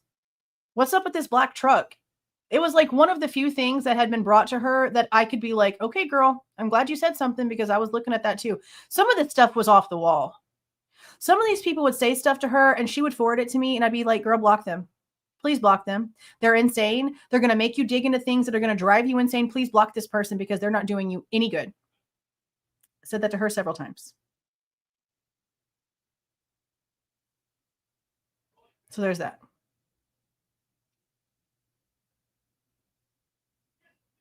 There's just a lot. So many things. So many things. I just hope that one day people realize that it's not about the people left behind, but the people who are no longer here. Because I honestly don't care about the people that are left behind, as messed up as that sounds, because their stories are fabricated to fit whatever is good enough for them, because they're the ones who have to live with it. The truth never normally comes out because it gets buried with the dead. So when it comes to what's being told by the people that are left behind, I have to take everything with like a grain of salt, because there's no one else to speak against you.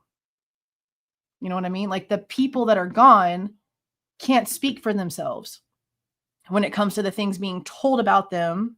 When it comes to the way that their family members act afterwards, they can't do shit about any of that.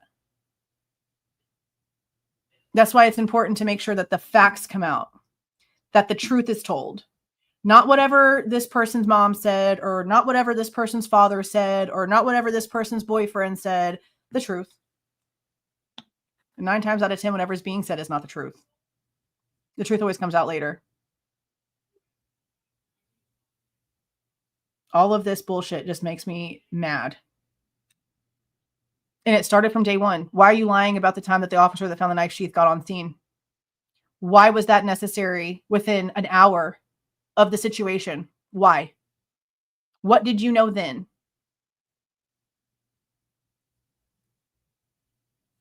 Even if they were into some shady shit, because I don't know if they were or not. We don't know anything about shit. But even if they were, who gives a shit? Unless they were literally out there like taking lives of little babies, what would literally cause this to happen to the point to where their truth doesn't need to be told? I mean, come on. Unless it's like got to do with somebody else. It's covering up for something bigger. And even then, who gives a shit? If somebody else is alive that has some sort of responsibility to what happens, well, then you belong where you belong, broski. That doesn't mean the truth doesn't get told, or that it should stop being told. But look how our government behaves. Again, I came from a town that let a family, not one person, a family of cannibalistic serial killers off the hook on a technicality, and then allowed one to live inside of a school district zone with his grandson. Look up the Elbrocks. Look up the Texas Slave Ranch. That's my town. So when it comes to this kind of shit, I don't give a damn about who's left behind. They never tell the truth. They tell whatever makes them look good.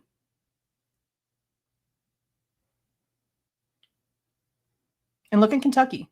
Look at Kentucky. Everyone was like, oh my God, that poor judge. Oh my God. He did such good for the community. Oh my God.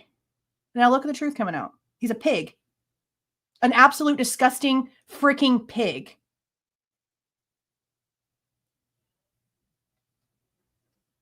I don't understand how the world got so screwed up. I mean, it's not like this is new. Shit's been screwed up like this since way back in the Egyptian days. The Romans were all kinds of jacked up in the head. You'd think as we advanced as a society that things would have gotten better. But if anything, we've become worse.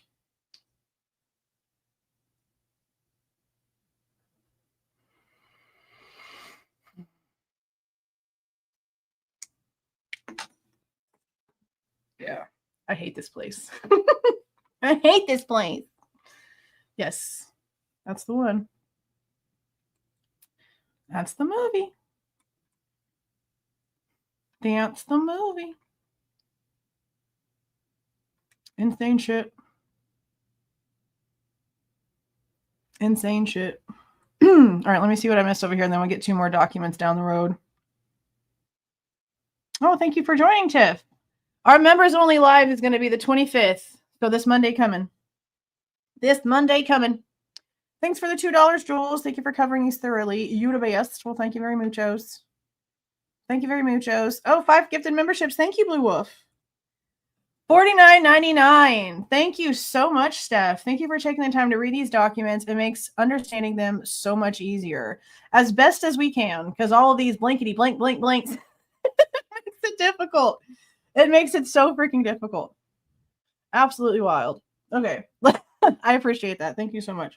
All right, let's read number 54 and then read through 55. And then I'm going to go try to put this lawnmower together. Hopefully my neighbors don't wake up because I'm going to be, I'm trying to make that damn thing work tonight. I'm not even playing around. So we'll see what happens. Okay, this is Brady Walker, Detective Walker. This is 11/17/22, but this report wasn't even approved until January 12th, 23. Interesting. Okay. On November 17th, 2022, at approximately 9:52 hours, ISP Detective Brady Walker called blank with year of birth 2001 at blank 4 regarding this case. We have a 21-year-old white female. Oh, no, it doesn't even say white, just a 21-year-old male, female from 2001. Acquaintance, boyfriend. Friend. 22-year-old white male, 22-year-old white female. Okay, so this is just going to be another pish-posh of stories, I guess. On November 17th, 2022, at approximately 9:52 hours, ISP Detective Brady Walker called blank with year of birth 2001 at blank regarding this case. ISP Detective Matthew Henley was present during the phone call. Blank had previously called into the tip line with information, and this report summarizes the facts he provided during the follow-up call. Blank has known Madison Mogen and Kaylee Goncalves since the senior year of high school, and they have attended the University of Idaho since then. Blank was in a relationship with blank, year of birth 2000. Blank was roommates with blank, who was the blank of Kaylee Goncalves. I'm sorry. Why can't we know this? Why can't we know this? Okay. Blank hung out with Mogen and Goncalves frequently, and they have stayed in touch during their attendance at University of Idaho. Outside of class, she estimated they socialized, such as attending weekend parties together about once every 2 weeks, although the frequency varied. On the late evening of Saturday, November 12th, Blank was at Blank House, which is a blank from 1122 King Road. Okay, so we can't know like the location, the distance. What? Blank and his friends were watching sports, and Blank was getting bored. Blank contacted Goncalves about wanting to hang out, and they made plans to go to the bar. Blank went to 1122 King Road and couldn't remember the door code. She called Goncalves at approximately 22:20 hours, got the door code, and went inside. Blank saw Goncalves and Blank in the house. About 5 minutes after Blank got to the house, Madison Mogen arrived. So is this LM, or is this somebody else and LM? So Blank saw Blank and Blank in the house, and then Maddie showed up. Okay. Mogen, Goncalves, and this would be LM, got a ride to the corner club from a male named Eric. Eric's last name was not provided, but his phone number was blank. Blank noted several things about Blank, which would be Eric. Eric was an Uber driver, and she, Blank, had been getting rides from him since April of 2022. Blank believed Goncalves and Mogen had been getting rides from Eric since January of 2022. Eric was described as a white male having blank hair, a voice that was not deep, and was believed to be shorter in stature since he scooted his seat close to the steering wheel. Okay. Blank drove a light gray Blank. No, he didn't. He drove a silver Prius. Blank originally met Goncalves and Mogen and several other women through driving for Blank. He provided his personal cell phone number to contact for rides. Blank, Goncalves, and Mogen commonly called Blank for rides. Sometimes he would not charge them for rides. I'm sorry. I'm sorry? Free rides? No such thing. No such thing.